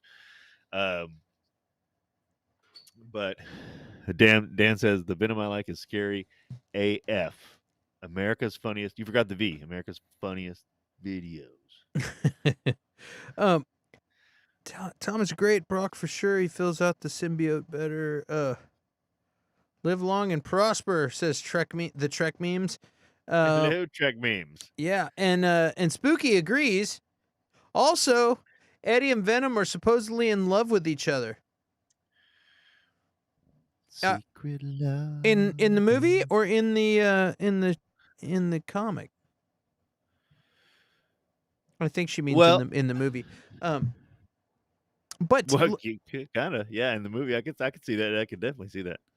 yeah, well, you get stuck with each other for a while. That happens with not in love, but like that happens with twins and stuff that spend like that are stuck together. You know what I mean? Like, yeah. You get used to being stuck with somebody. You know. I mean, didn't you see Stuck on You with Matt Damon? I'm just kidding. What a terrible movie. Now I haven't even seen that movie. What a terrible. That's. I was going to relate to that comment talking about like roommates in like college era time, college age times, and Clint goes to Siamese twins. Yeah. Or conjoined twins. Well, I mean, you're in someone's head. I watched a few in-depth videos about the history of Venom and Eddie. Oh, cool. Cool. You know, I will say that, like you were saying a little while ago, Thomas Hayden's Church's Sandman is such a good character. He plays it so well, right. and it's such a tragedy that he's trying to do the right thing, but it's just circumstance. It just keeps taking a giant crap on this guy, and he keeps doing what he has to do, and he doesn't want to be the bad guy, but he has to here and there, and I think you're right. I think they could have told a really good story out of that without, especially if you look at the way they paint circumstance with like Peter Parker, how he's always trying to do the right thing, and he's just not good enough, or just 5 minutes too late every time he's trying to do the right thing, and he never can. They could have done that with the Sandman. It's like he wants to do the right thing, but he has this, and it's like it like. Sam Raimi is really good at telling that story. What's up? Well, and I know you just wanted to touch on Spider-Man 3, but that's what I mean. Like I think that we talked about earlier how the first two movies, Spider-Man and Peter Parker basically get shit on. Like he's and then in this movie, he's like, he's getting his due. He's like life is happening for him. And then you've got somebody like Sandman who's just like doing the wrong thing, but he's doing it for the right reasons and stuff like that. And that juxtaposition works so well. And like that's the movie, Raimi wanted to make, and Sony was like, nope, Venom. Like, yeah, the studio wanted to like shoehorn Venom into this movie because you spend two movies seeing Spider-Man, get treated like a piece of crap. And then finally, like people's like Spider-Man, they got parades for him and stuff like that. The pretty girl wants to kiss him, and he doesn't handle it well. But if you're a nerdy dude, you're probably, or just a young man period, you're probably not going to handle anything well. But like and he's definitely showing that. And then it gets like this great movie gets clouded over with all this other stuff, like which includes Disco Toby. Disco Toby. Yeah, what a painful thing to watch. That whole scene, and then he's fucking dickhead like he is to Uncle Ben in the car to MJ. You know, it's like, And you can say, and that's where this movie didn't go far enough. That's where the Venom movies kind of go too far.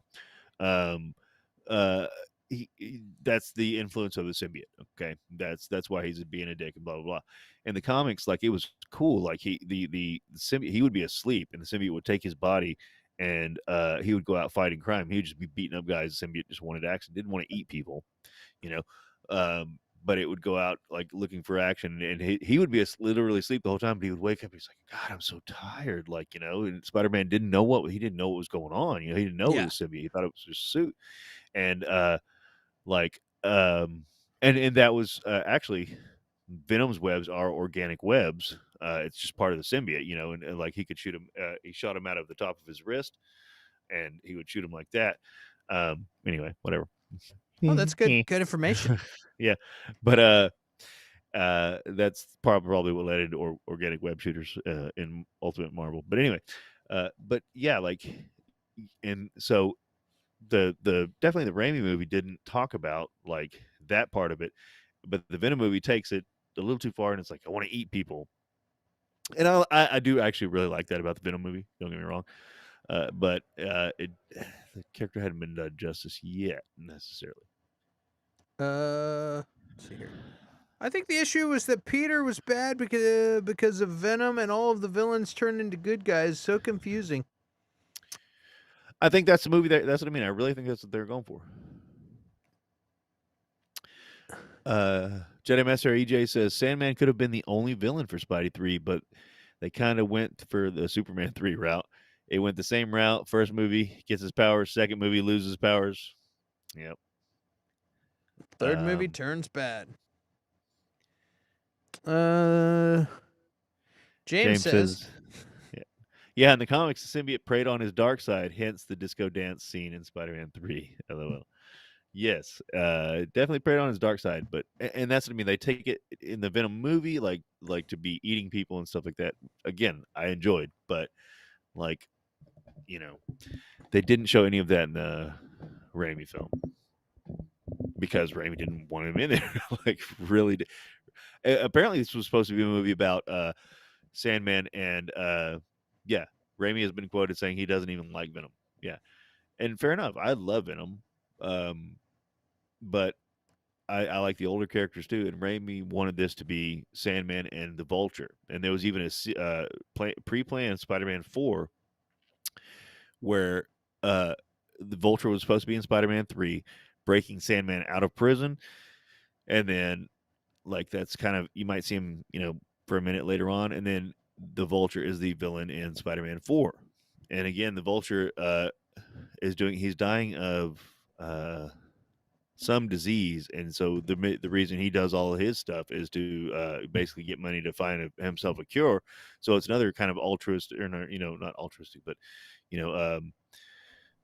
benevolent villain per se. And that was the plan. Then Sony pushed Venom in there. It was like, no, we want Venom, we want Venom, we want him. And then the movie tanked, and they're like, well, we're not going to do a Spider-Man 4 with Raimi now because the movie tanked. And it didn't even tank. Like, I think it made more than any other Spider-Man movie, but it didn't make what they were expecting. So, like, I have no idea what they were doing thinking at the time. It's like firing Mac Brown when the Longhorns were winning. Yeah, exactly. Raimi only wanted Sandman Studio and Venom and Love Triangle. They forced it in. That's why Raimi left. That's true. He didn't want Gwen Stacy in there. He was like, nobody, like, Gwen Stacy was there at the beginning. That's true, but everybody knows Spider-Man and Mary Jane. Like, he didn't even want. Yeah, it was a convoluted mess. Too many characters, too much stuff going on. Raimi left after his Avi Arad experience on Spidey 3. That's right. Well, let's move. Let's move on to ask you, Curtis. What do you think is going to happen on No Way Home? Who do you think is going to pop in? Who do you think we're going to see in No Way Home from any of these original three? You think we're going to get? I know we know we're getting Doc Ock, which is which is Right. cool. Do you think we're gonna get Toby? Do you think we're gonna get anybody else? Man, if I'm just saying, if we don't like, so I think y'all saying earlier, it's like projected 250 million for the first weekend, or something like that, or maybe even higher. Um, if we don't get 3 Spider-Man in this movie, that'll be the take for the first weekend, and then it'll like drop to like 50 million because everybody will be like, "This is the worst fucking movie." You, they've got to at least be able to respond to the hype. They've got to be able to like say, like, we did this to ourselves. Like, we got to here's some money, Tobey Maguire. Let's go. Like, and hopefully it's not some kind of bullshit afterlife thing where they're in there for 5 minutes. Or a flashback or something, you know what I mean? Yeah. Like, I mean, yep. And like, we want to see them with that do action together, Spider-Man fighting together. I don't know. I think I've only seen images of sand and stuff like in the background. I don't think we've actually seen Thomas Hayden Church in the trailers. If I Definitely may be wrong, I think it's just like, hey, that looks like sand. So I think that looks like a pumpkin bomb. There's a lot of stuff that they'll allude to, but they haven't quite told us. Yeah, and it could definitely be like something like it's a pumpkin bomb, but something I wanted to see was Peter's first love interest from the comics, which was actually Betty Brant at the Daily Bugle, who actually ends up who is Elizabeth Banks. So yeah, I'd like to see that too. I like Elizabeth Banks. She's great. She gets involved with the Hulk too in the comics. So she's a busy lady. I thought you were gonna say she gets around. I was gonna. She's a busy lady. You got to think it's a bunch of men writing these comic books, and they're like, "Well, I don't want to write another woman. Like, let's just stick this one over here." Like, yeah. Like, I think, I mean, this could be a spectacular movie, but if it doesn't, man, the hype's so huge. Oh damn, fucking Plum proved me wrong. You're right. You're right. It's Betsy Ross. Betty Brant is the No, it's not. Not Bet. No. It's not Betsy. Betty Brant is the secretary at the. Almost said at the Daily Planet. But it's not Betsy Ross because that's the lady who sewed the flag. Yeah. Isn't it? Yeah, you're darn right. But yeah, it's a different lady. It's a Ross's daughter. Yeah, Thunderbolt Ross. Anyway, thanks, Dan. Fucking go do your YouTube show so I can go in there and prove you wrong. Go. Betty Ross in Hulf. What's a Hulf? Yeah, I've never read Hulf. Sorry, bro. Hulf. He's Dan Plum's right. It's Hulk.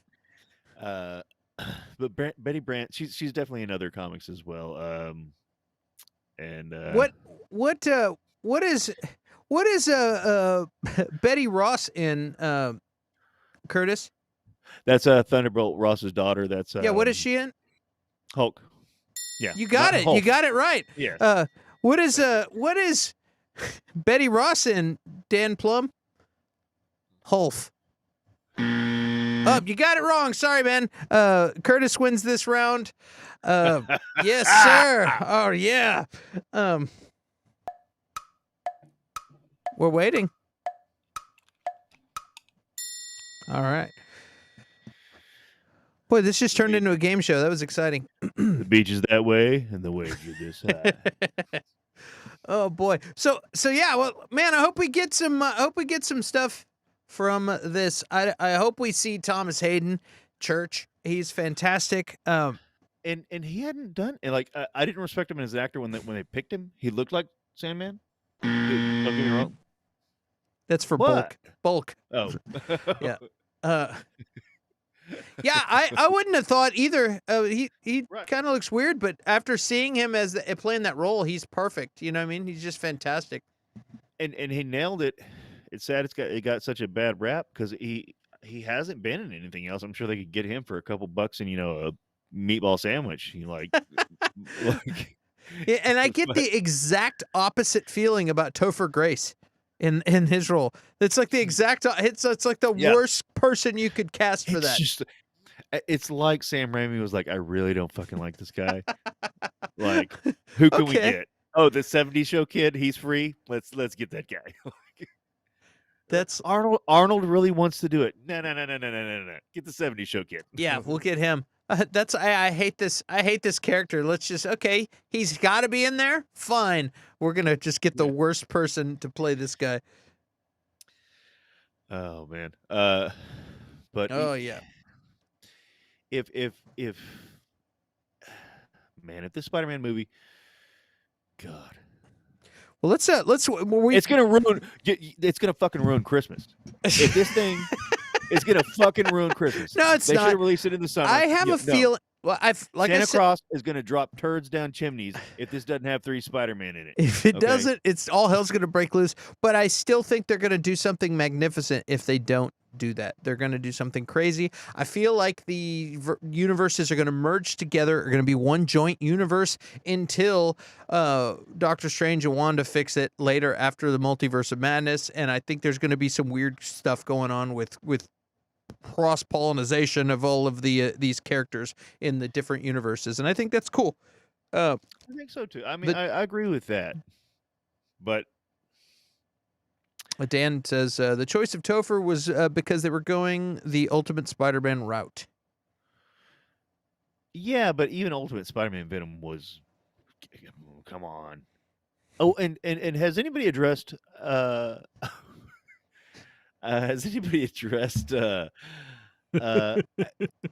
Is it Holland wearing the black suit in the trailer? Yeah, it's like black. I think it's got gold and stuff on it. It looks like, to me, it looked like the Spider-Man 3 black suit, where he's running through the cafeteria or something. He rips the mask off. Oh, I didn't see that. I don't know. I'm not sure what you're talking about. Yeah, it's like he's and I can't tell if it's Holland or who it is, but somebody's wearing a black suit, and it's like a cafeteria scene, and there's What did the symbiote come through from the other universe? I don't know, but it looks like the suit from Spider-Man 3. Like, I heard some stuff. Where did I read that or hear it? I don't know, but something about like about Venom going over through all of this stuff, through all this multiverse stuff, and then leaving. And then when he leaves, that it goes back to the Sony verse, that he leaves some residue behind, and that residue becomes the symbiote suit. It's like a residue turns into that. I heard something somewhere, I don't know, in a video or Reddit or what, but there's some theory. That's just a theory I heard somewhere. But if that happens, that might be interesting. He borrowed it from Disco Toby. There you go. Yes, sir. That's what I was thinking. That's what I was thinking. Like, or he finds it or something. He goes into the world and finds it or something like that, and it gets stuck on him. So we had Spider-Man 1, classic. And speaking of classic, the classic iconic image we all love, which we remember from the video games. Then we had Spider-Man 2, and then we had this steaming pile of greatness. Of greatness, yes. And the Raimi Spider-Mans. Holy cow. Tons of fun, and if you watch this video and you haven't seen the original OG badass Spider-Mans, take it from a boomer. Go check them out. They're fantastic. Absolutely. Fantastic. Like, this is where it all started, and they are spectacular. Plum says they need to wait for Secret Wars, and I was about to say they got to get Fantastic Four right first, and he says and Fantastic Four.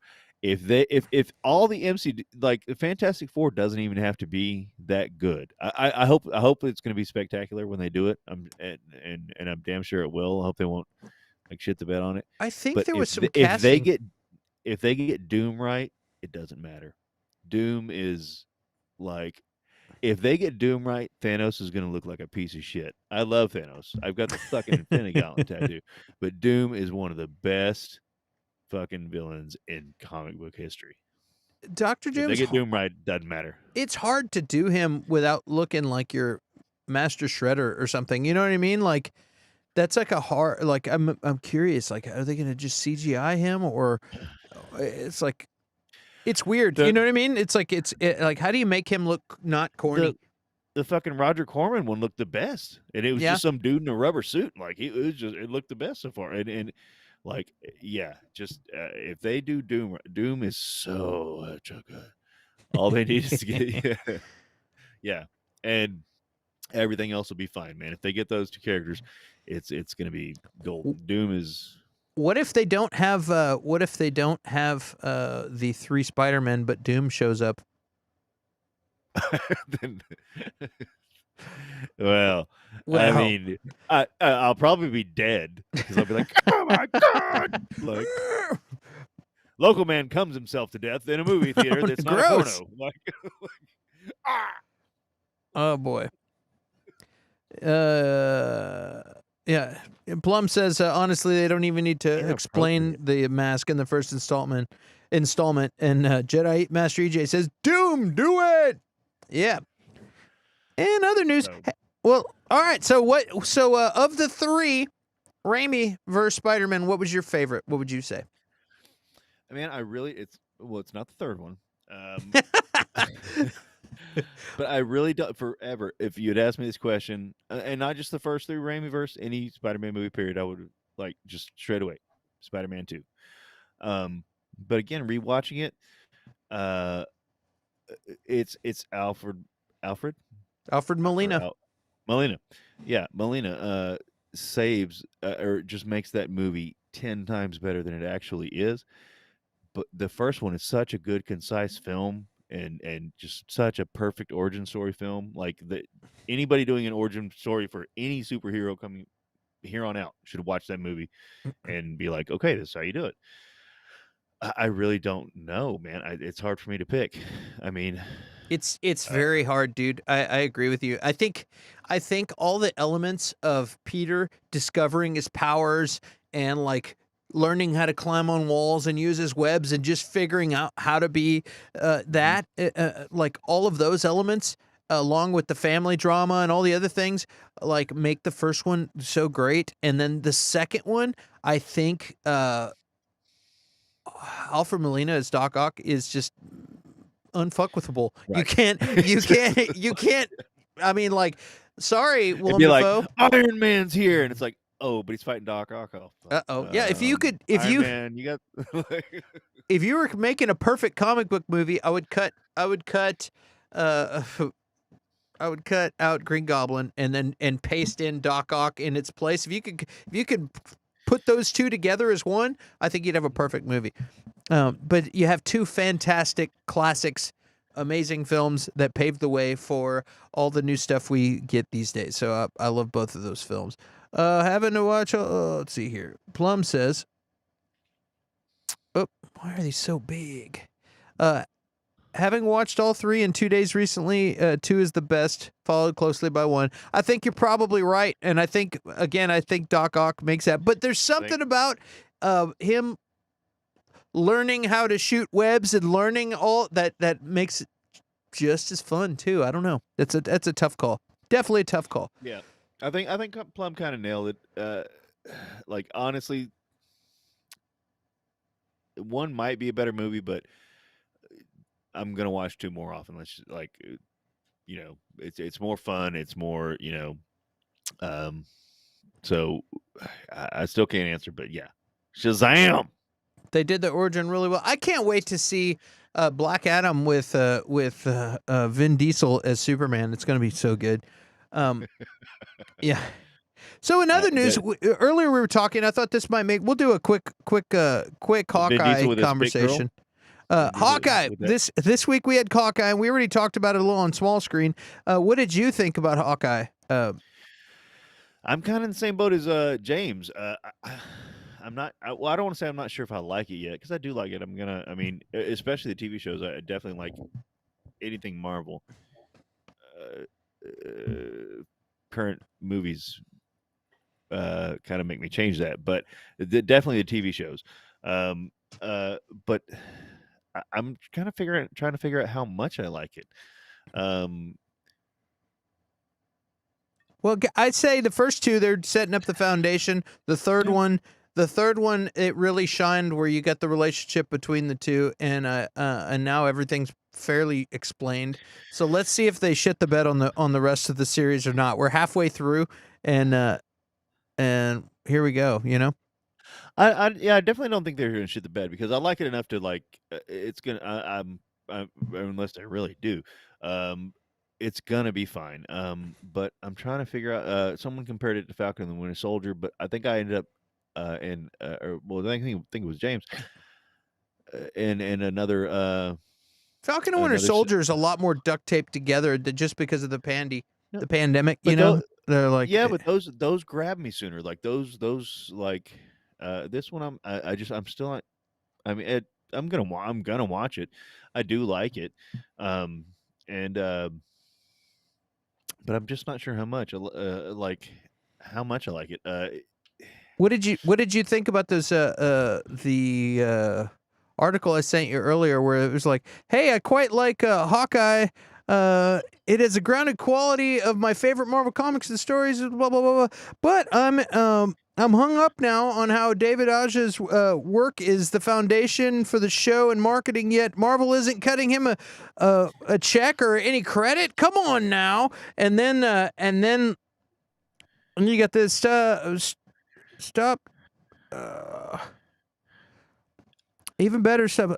yeah, Oh yeah, and David Aja says, "Yeah, even better. Stop crediting, start paying." Ha ha ha ha. But yeah. it's funny because Ha ha ha ha. Aja, Steve Ditko's still trying to get paid for fucking Spider-Man, dude. Like, get over it. Like, yeah. you know, Yeah, what's funny is that it turned out that they did get credited. That it turned out to be a big drama online, you know. And I sent you that article, but then later there was a other article that said, "Oh no, they did get paid, and they actually used Aja as a reference. What do you call it? A consultant on the show, and paid him, which is so then he's a piece of shit. Like, no, he's not. I think if he's bitching about that, like, no, that was that comment that was turned out to be an old post.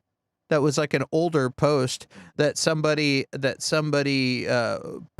used. I think they did it as clickbait. Like they're like, oh, you know, and they're like, oh, and they post this thing on this old tweet that's over a month old, and since then, like they'd got hired him, and I think that's probably what they got to do now. It's like if you got all these old artists and authors and stuff that are like writers and stuff that they're like, hey, let's we're probably going to catch some flack. It's going to cause a whole social media shitstorm. We'll just thank them and hire them, give them a little bit of money and hire them to be a consultant on our show. You know what I mean? It's like, what do they do? Fly out and go check out the set and be like, hey, yeah, that looks like the thing I drew. I don't know. I wonder how that works. Like, do you think that's like ridiculous? Like that because I mean, if you look at these images, like you're like, hey, dude, you can't deny that this thing on the left that he drew looks just like the thing that they're using on the right. But on the other hand, is he working for Marvel and everything that he does is he's working for Marvel, so it belongs to Marvel now. For instance, look at this. Hey, this Riddling Kids, this logo up here at the top, Dan Mendel, who was the art director at Sony Music, designed that logo. We continued to use that logo for years, and they used that a lot. Should we be paying him residuals, royalties, and things on that logo if we put out a record next year? Should he get a piece of that, or was he working at Sony at the time, and that's just part of it? What's the answer? There's so many questions. So, well, and that's the thing. Like, okay, so what the answer? The answer is it depends what your contract is or what you know. Well, yeah, exactly. What's on the dotted line? But the thing, like, Clint, do you own "I Feel Fine"? Mm-hmm. You own it? I don't own the recording of it. I own the songwriting royalties, but that's a different thing. Like the songwriting royalties, and I own some of but there's different. They have different kinds of royalties, mechanicals and But that's what I mean. I've got the original like burned Riddling Kids, and then I've got y'all's release album. Like like those are y'all's songs, but somebody else might own some piece of that shit that y'all made. But you were working for them at the time, or you signed a deal with them at the time. Right, but owning the character and owning the comic book, that's it just depends. But okay, so that's even a stronger point. I'm not Well- saying that any of this shit is right necessarily. Like I think that artists are underpaid. Okay, I think but it's like, oh yeah, the writers, everybody appreciate. Yeah, how many fucking things have there that have been ghost written, and like it's not like there's starving writers out there too. Yeah. Okay, and I've worked basically every job in my life. I've been underpaid for the amount of work that I've done. Like we're talking about Disney. Like it's a corporate machine. Like they own it. Okay? Yeah, of That's the course. law. They own it. Like what? Yeah. You know. Well, And- the deal and is I'm back. not saying that this guy's not right, but you knew that going in. Whenever they interviewed Tom DeFalco, he was like, "Oh yeah, we all saved all our good ideas. We didn't like put that shit out at Marvel because then they would own it. Like if Yeah. you had a really good idea, you didn't put it out at Marvel. Like then they would own it. Like you saved it for like an independent or something like that." Which is crazy. Yes, underpaying for good works is the cornerstone of business. Yeah. Yeah. I just think it's amusing though, because like it's funny because fans, we're quick to jump, and I've had this conversation with other people too. But it's like we're quick to jump at these villainous companies, with Mr. Burns upstairs, and we're like, Yeah. fucking Ann Sarnoff and Walter Hamada and all these people, and or Right. Kathleen Kennedy, and all these people that we don't even freaking know, but we like. Well, I know dude, Kathleen it's Kennedy. it- Well, I mean, it's me clear. and It's Kathleen Kennedy are cool. it's obvious that Kathleen Kennedy did this because blah blah blah blah blah. You have no idea what the hell they're doing in there, you have no idea. And what do we got? Yep, that's how you stay alive. I'm a business owner, unfortunately. Yeah. No, I'll but be A-Rod. But it's Yeah. funny. It's funny. Like people jump to conclusions, and so you got somebody posting that Twitter thing, and everyone is quick. It's funny how the internet is quick to like, dude, let's start a campaign. Fuck Disney. You know what I mean? They're like, Yeah. they're ready to riot. Yeah. Like people got a lot of time on their hands, I guess. But the whole time that this run was going on, or like that's what I mean. You're talking about a successful artist here, and again, I'm not saying that these guys shouldn't get paid more. That any artist or any writer, that's what I mean. Like, it kind of bugged me that he went against the writers. Like because one writer was successful. But anyway, like you're talking about a successful artist here. Like, there's plenty of like starving artists who've had that are selling stuff right now that in 20 or 30 years is going to be successful. It's just going to happen. Okay. Some artists out there is making something right now that the Nike symbol, the guy who made that got paid $15, or the guy or girl. I think it was actually a young lady in college. The smiley face, it's like $1 billion industry. Like somebody like people are underpaid for their work because like, I have money. Do you want it? Yes, I want it. Here's this. Nobody knows what the future is going to bring. Hawkeye, like honestly, I don't know why Hawkeye's famous. Like I don't know. Like reading comic books, like he's a fun character, but like I don't know why. Like why do we need a fucking Robin Hood character? Like get him out of here. Like we got all these super powered beings. Like we need a guy that shoots a bow and arrow. Like what the fuck is going on here? How did that happen? Like, like And they but- just made him to copy Green Arrow because Green Arrow was successful. yeah. Yeah. Like, but that's what I mean. Like it's going to happen, and like especially if you're working for a business, any intellectual property is property of that business because they make the argument that you would not have come up with it if you weren't working there. Now what And if you What Go ahead. about the Friday the 13th author that wrote the OG Friday the 13th that now is possibly suing to try and could possibly get control of the Friday the 13th? Do you think they deserve it? Do you think they should get paid for all of the Jason stuff, even though they had nothing to do with the Jason stuff so much? Or They Oh, are I the thought that they was are the over. birther of this franchise, but it changed. But the franchise changed and really took off later. What do you think about that? No, that I thought that was over. I hope it really is, because it's going to be a situation of Child's Play and Chucky. Like, you can make Chucky movies or you can make Child's Play movies. Okay, you can't have both the same. And they had done that for a while. You could, like, there was a break. Like, that's why there's um, Friday the 13th, Jason Takes Manhattan, and then it's Jason Goes to Hell, not Friday the 13th, and then it's Jason X. Yes, Jason X. And then they made the new Friday the 13th movie. I think that's probably what started up again, where he puts the mask on. Anyway, but like, no, this guy that created the first movie, yes, he started the franchise, but the character of Jason didn't come out until part 2.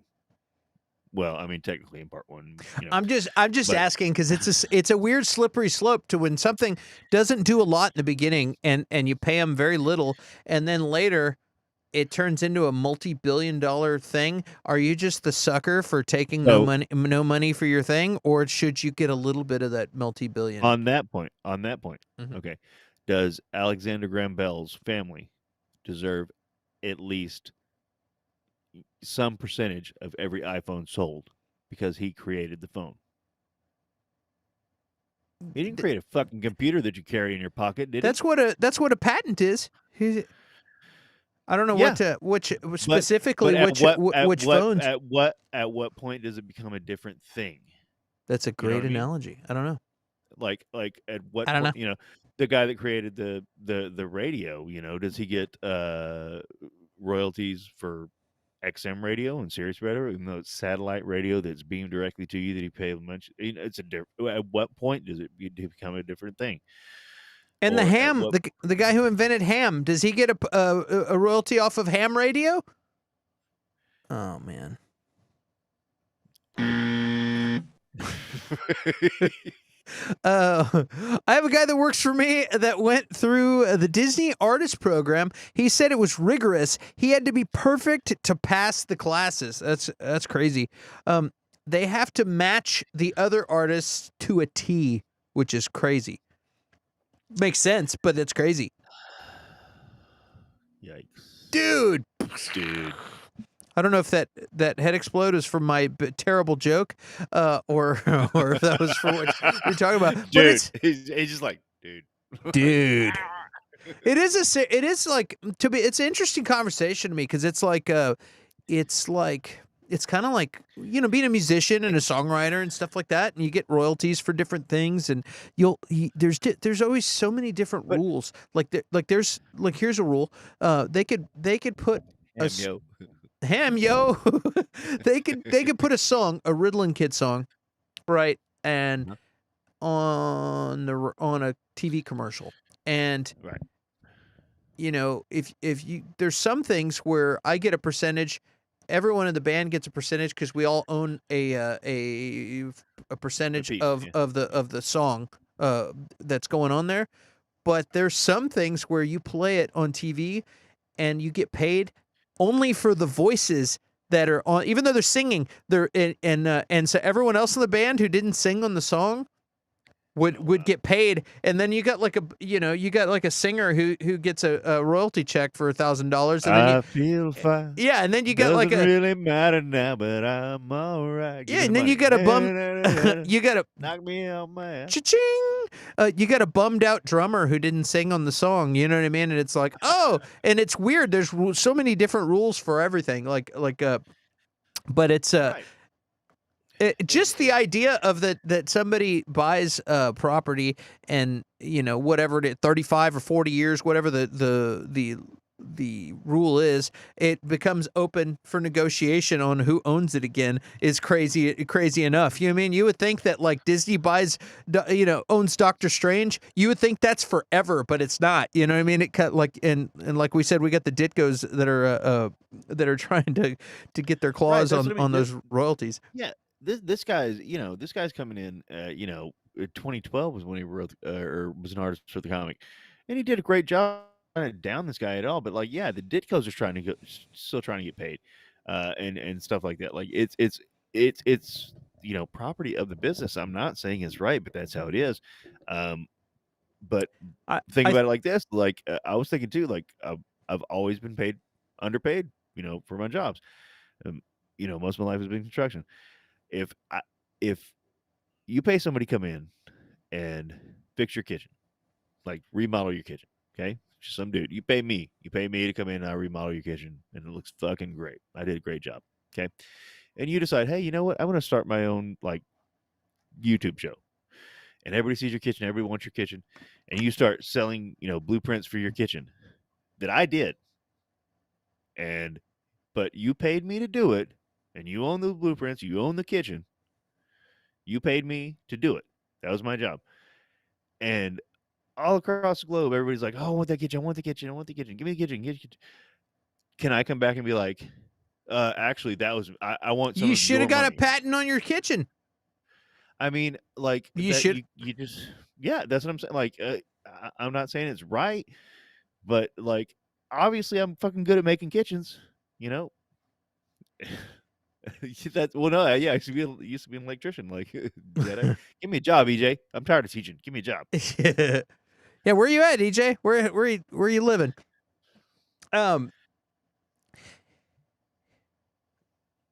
We do some crazy shit. That's right. You are crazy dealing with electricity. I don't do that. Oh yeah. Chicken patents are the next big thing. Kitchen patents. He's in North Carolina. Come on and raise up. That was Petey Pablo. Yes, it was. Remember yes, that? It was, brother. Swish it around your head like a helicopter. North Carolina, come on and raise up. Take your shirt off, swish it around your head, spinning like a helicopter. I just thought it was a fun. I thought it was a fun subject to toss in at the end. Just agree. At first I was like pissed, and then I was like, oh, he got paid, and they hired him as a consultant. Okay, cool. Then I wondered if that was the thing, and then I decided, you know what? That's the playbook, guys. If you're an artist who worked on some of this stuff, and for some reason you're watching a show where guys talk about the stuff that you worked on, I don't know why you'd be doing that, but listen to me. This is the playbook. Just put some comments out about like, yeah, I'm glad this thing is taken off. Sure wish I'd have gotten paid for it. And the internet will jump to your rescue. There will be campaigns. People will take off work to get online and on Twitter and get justice. And because they're looking for a reason to hang these guys out to dry. They're ready to sink their hooks into Disney and shred them to pieces. So that's what you need to do. Cancel Disney. That's the woo. And I mean, and right. Well, I don't want to say rightly so, but because I don't like, but yes, corporations are too big. Yes, the worker does not have enough right, and not have enough say. Like, but that we're talking about something like that's the way it was. Like, work on how it's gonna be. Don't try and cancel what has been. Work on how it should be. You know what I'm like? That's what I mean. People are too worried about going back and canceling shit that's already been. Like, work towards the way that you think it should be. If it's not working how like you want now, like, work towards something, not against something. Yeah, man. But and you gotta go above 40 feet so you can get double time. Geez, Louise, 8,000 square. Oh my God, square foot house. It's a house. Still working on a former Major League Baseball player's house. Crazy times, man. So also, real quick, since we're talking about that, I did see a thing about they're talking about gene editing in chickens now. So apparently, if it's a male chick, they basically push them to this grinder and grind up the male chicks and just kill them because they want. What are you talking? Are you talking about slaughterhouse stuff? Yep. Why are we talking about this? Something that you said reminded me of this. Okay. So Yeah, I have no idea what you just said. That it reminded me of this, but there, it was something about like so if it's a whenever all the eggs hatch, if it's a male, they push it to this side, and they basically put these baby chicks in a grinder. So they're talking about gene editing to save all these baby chicks, and I was like, well, why can't we just eat like we can't eat roosters? Like, why can't we just eat roosters? The eggs? Like, no, like a fully grown rooster, like just grow them and let them be and like eat the rooster. Maybe they're gross. I don't know. Like Well, so like and wild hogs. so You don't want to eat the males are gross. I don't know. I don't know if it was a male or female I had, but Females yeah, are the ones you want to eat, yeah, or that's young probably, youngins. yeah. I had a really good wild hog, but uh yeah. So I had looked. I was like what? Well, what's the problem here? And I was like, and so I typed used my Google machine, and I was like, can you eat cock? And a Come bunch of on, stuff that I dude. didn't want to see popped up. And then I was like, maybe I should put rooster. So I put in rooster, and yeah, and apparently it's very gamey meat and like all this, yeah. But Yeah, that's like anyway, I was trying to but it's like remember. we're going through all this fucking trouble, like gene editing and stuff. Like, just eat the damn rooster. Like, it can't be that terrible, though. I'm gonna buy a rooster just so I can fucking eat it. It can't be that terrible. That's a terrible idea. I mean, HBO canceled a Game of Thrones prequel after spending $30 million on the production, and then they decided we don't like this. We're just going to cancel it. What do you think of that? There's all these indie filmmakers that would love to have just $1,000. You know what I mean? And they spent $30 million on a TV show and they canceled it. They don't even have to send it to theaters. They could just put it on their channel. And it must, like, how shitty must that show have been? Like, how bad must that show have been if they spent $30 million? Here, I'll read the article. Comingsoon.net. Oh, it must be true.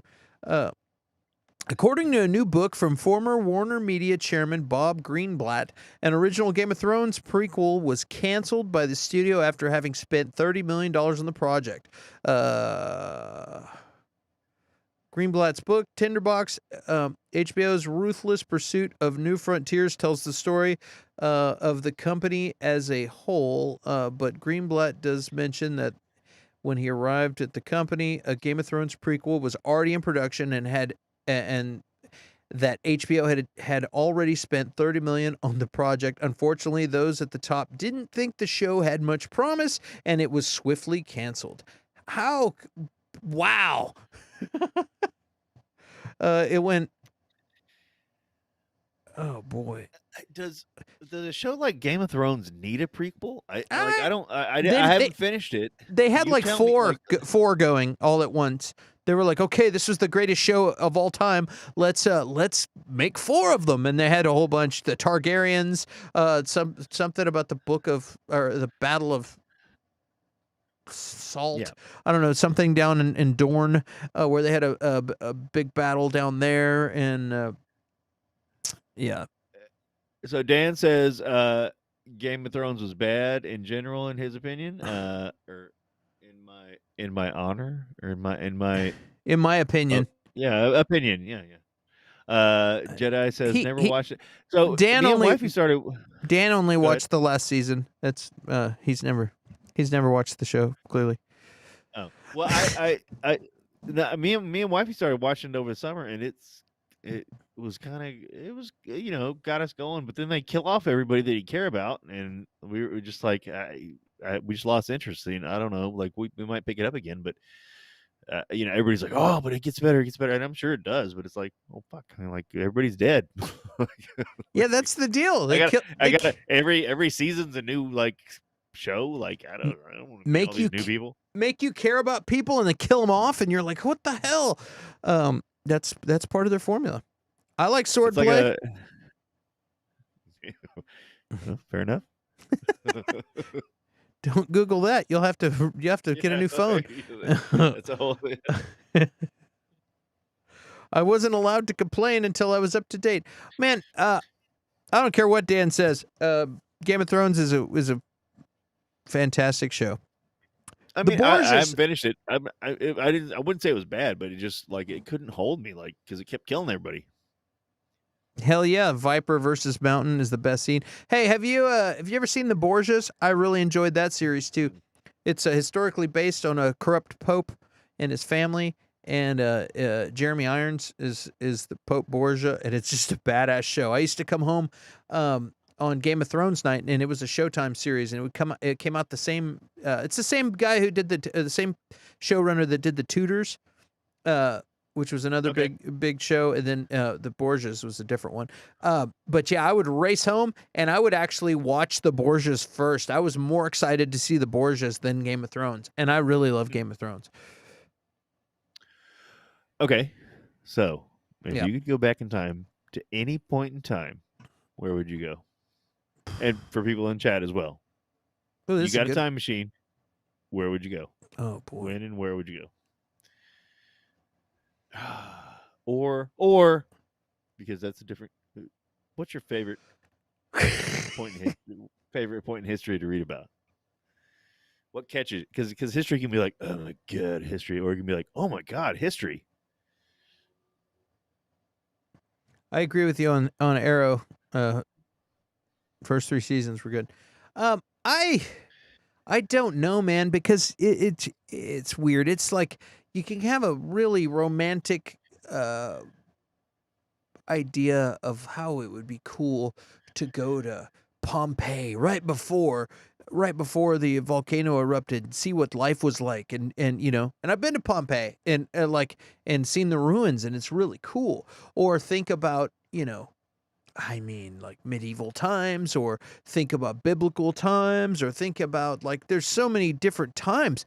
But when you really break it down, I don't want to be there more than a couple of hours because there's no toilet Right. paper. Well, yeah. There's no deodorant. No, but you can visit. You can visit. There's no food. Like the food, oh, you got to hunt, catch a I mean, the toilet paper alone is bad enough reason for me to not want to go. You know why they call it? You know why they call it a cornhole?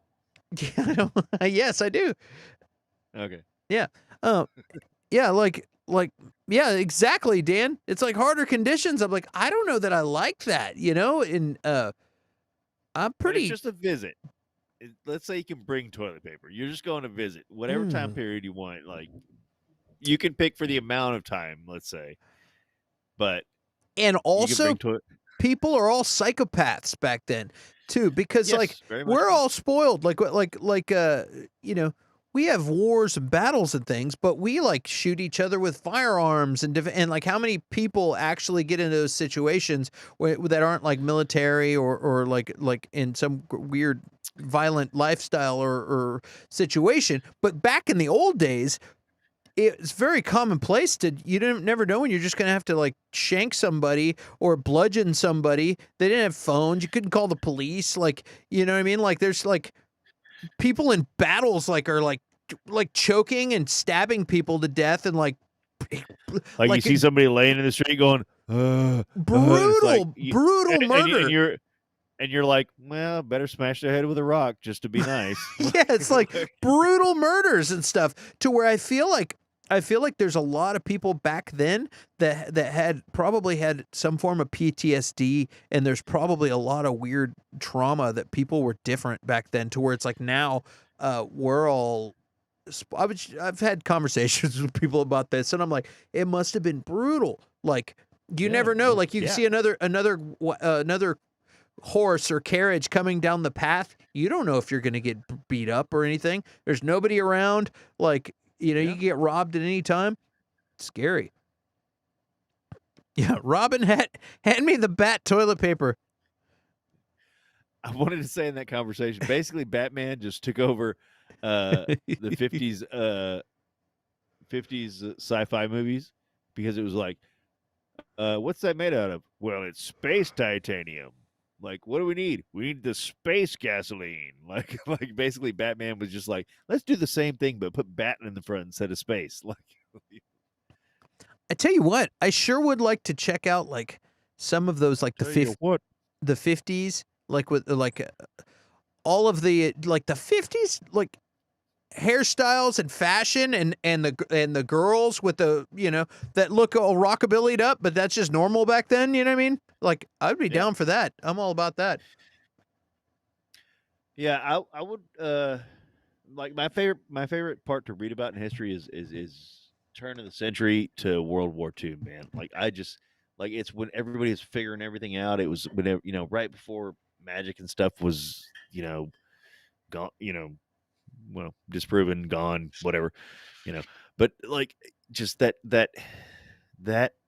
part of the world, like just there's so much discovery, so much, and like World War II is just like still my shit. Like that's the new Wild West, Western stuff. Like you're whenever you're growing up and your parents. No, I like westerns. As I got older, I like westerns, but parents would be really into westerns. Like, what the fuck are they talking? Western, another western movie, blah blah, this and that. And I was probably thinking like, I want to see superheroes or this or that. But like, yeah, that's my new like anything World War II, anything that era, World War One as well, but mainly World War II, like that. It just I gets feel me like going. World War II, people maybe had manners by then and things like to where it's like, but I feel like if you get back into like I don't know, Tell that to H. early 1800s, or late 17 or early 1800s, you're gonna deal with some But crazy well, that's the thing. people. Like you're going down a trail, you never know if you're gonna get mugged or mutilated by. No, but think about it. Like, so they thought that they had civilized warfare, and like in the Civil War, like straight up dudes would line up in a line and walk and shoot each other with a rifle, and if they survived, they went to the back of the line, and then like they would line like that's like civilized warfare, and that's what happened in the Civil War and like all these other wars, and then like in World War One. Germany invented like the machine gun, and they were like, "Fuck all this," and they just like blew everybody to hell. And they're like, "Well, that's not civilized." It's like, doesn't matter, you're dead. Like, yeah, the point's to win, not be polite. I guess you're right, and also like Sherlock Holmes era, like of Yeah. England and stuff like that. Like I think that would be pretty cool. I don't know. Yeah. There's so much weird stuff. Also, I wonder. There's a lot of weird things that you see in where there might have been civilizations before that were a lot more advanced than we know, and I'd like to go back and be like, okay, I want to see what these Babylonians are up to, or Mesopotamians, or whatever. You know what I mean? It would, if I could be a fly on the wall and check that out and not get mutilated and sacrificed to like Sol, the sun god, or something.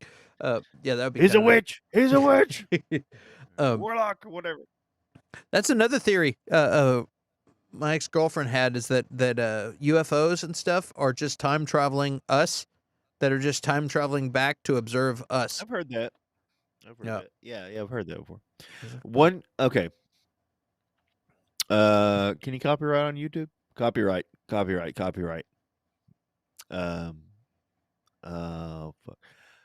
He died in PH. What is PH? Oh, Pearl Harbor. Oh, wow. Wow. Oh, shit. Fucking cool. I mean, I'm sorry, not cool.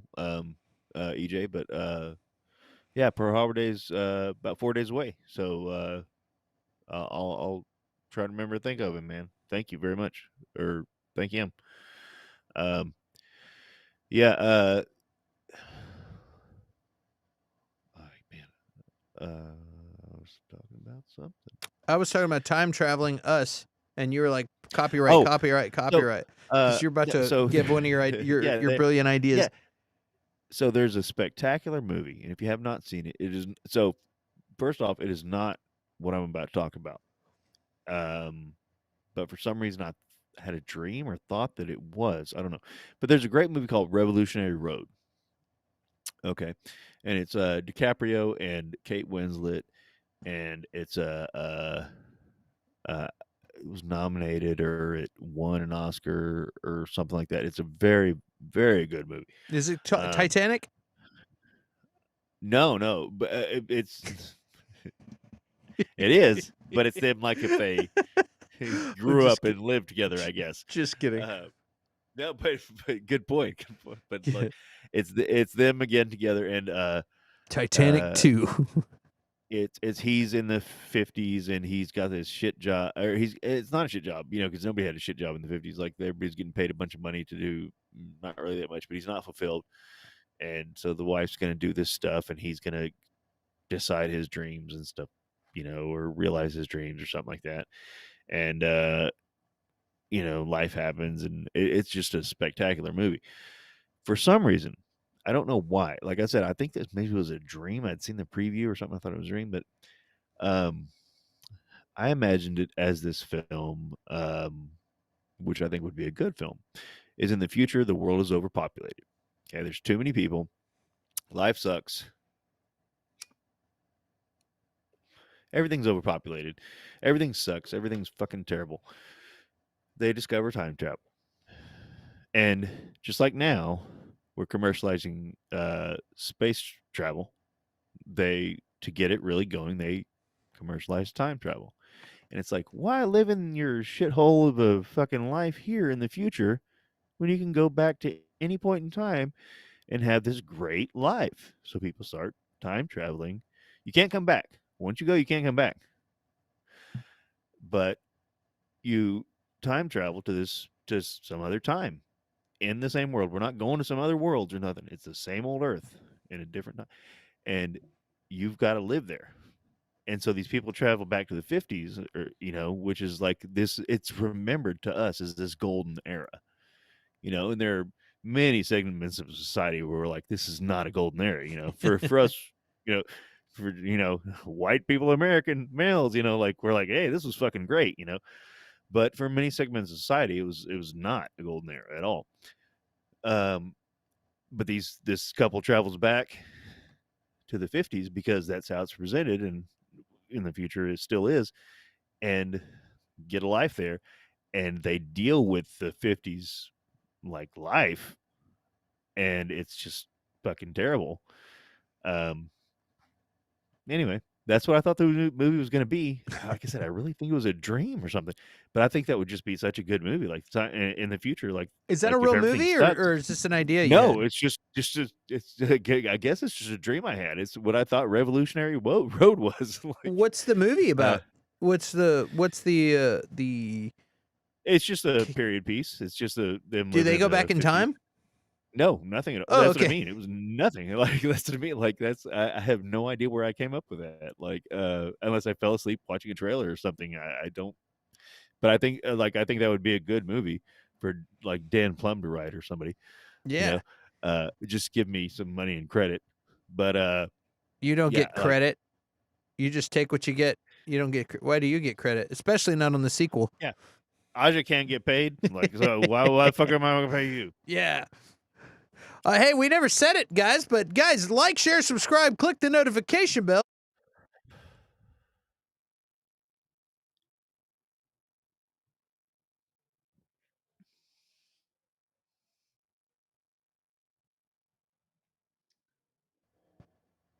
Yeah, and Dan Plum will write the fight scenes, which will be exciting.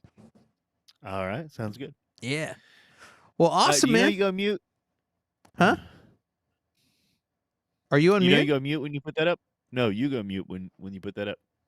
Oh, I didn't know that. Well, that's interesting. Not anymore. At least to me. Let's see here. Yeah, no, I'm not Okay. muted. I'm just muted to Not you. now. Not now. Okay. Yeah. Hey guys, like, share, subscribe. Click that notification bell. Yes. Yes, sir. We need a stunt double. Sure. Yeah, I like that. I Let's like get the this sound of project that. going, EJ. Come on. EJ, you been to Texas? If not, get your ass down here, boy. Yeah. Get over. Here's my stunt double. Oh, look at old man Clint. What else You we need to got? grow your beard again. I look good on you. That wasn't me. That's Zack Snyder. I know, but I'm just saying you look good with a beard whenever you were Captain Picard, or not Picard. Oh yeah. The other. We got And Sting. there's Dustin. And there's Dustin. Oh, who else we got? Red We Dustin. got Bobby Brown. there's Why me. is he in there? We got And there's me.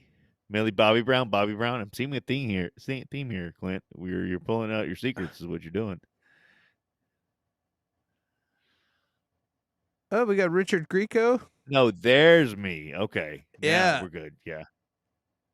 What else we got? We got Fucking get that out of here. Get that out of here. you don't like Tony Stark? No, I don't like Iron Cruise. Yeah, there's so much. You need to put Vlad's head on Iron Man's suit. There's so much going on up on here. This is driving me crazy. Let's see here.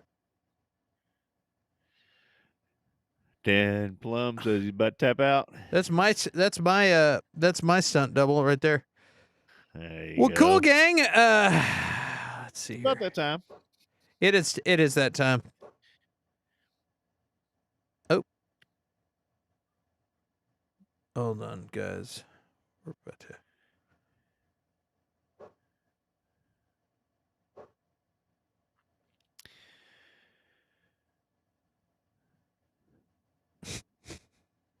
Get that fucking. Get that. There it Yeah. is. All right. Iron Cruise. There we go. Yes, Iron Cruise. Okay, guys, we've had enough fun for the night. We got Bobby Anderson, Roberta Bobby Anderson. Thanks, Bobby. Beat that game, Bobby. Beat it. Yeah, guys, we're gonna get out of here because I'm tired. So again, like, share, subscribe, all that good stuff. Thanks for tuning in. Thanks for checking out the glorious Raimi-verse recap episode here on Versus. We'll see you next week. Next week we're doing the Garfield and Into the Spider-Verse. Yeah, we're Garfield gonna movies and Into the Spider-Verse. Rewatch them for us so y'all can jibber jabber with us. That's right. Yeah, watch those. We're gonna do the Amazing Spider-Man movies, and you're gonna hear me complain about Electro for sure. We know that's happening. So yeah. So guys, we'll see you soon. Y'all have a great night. Here's time for the outro video. We'll see you soon.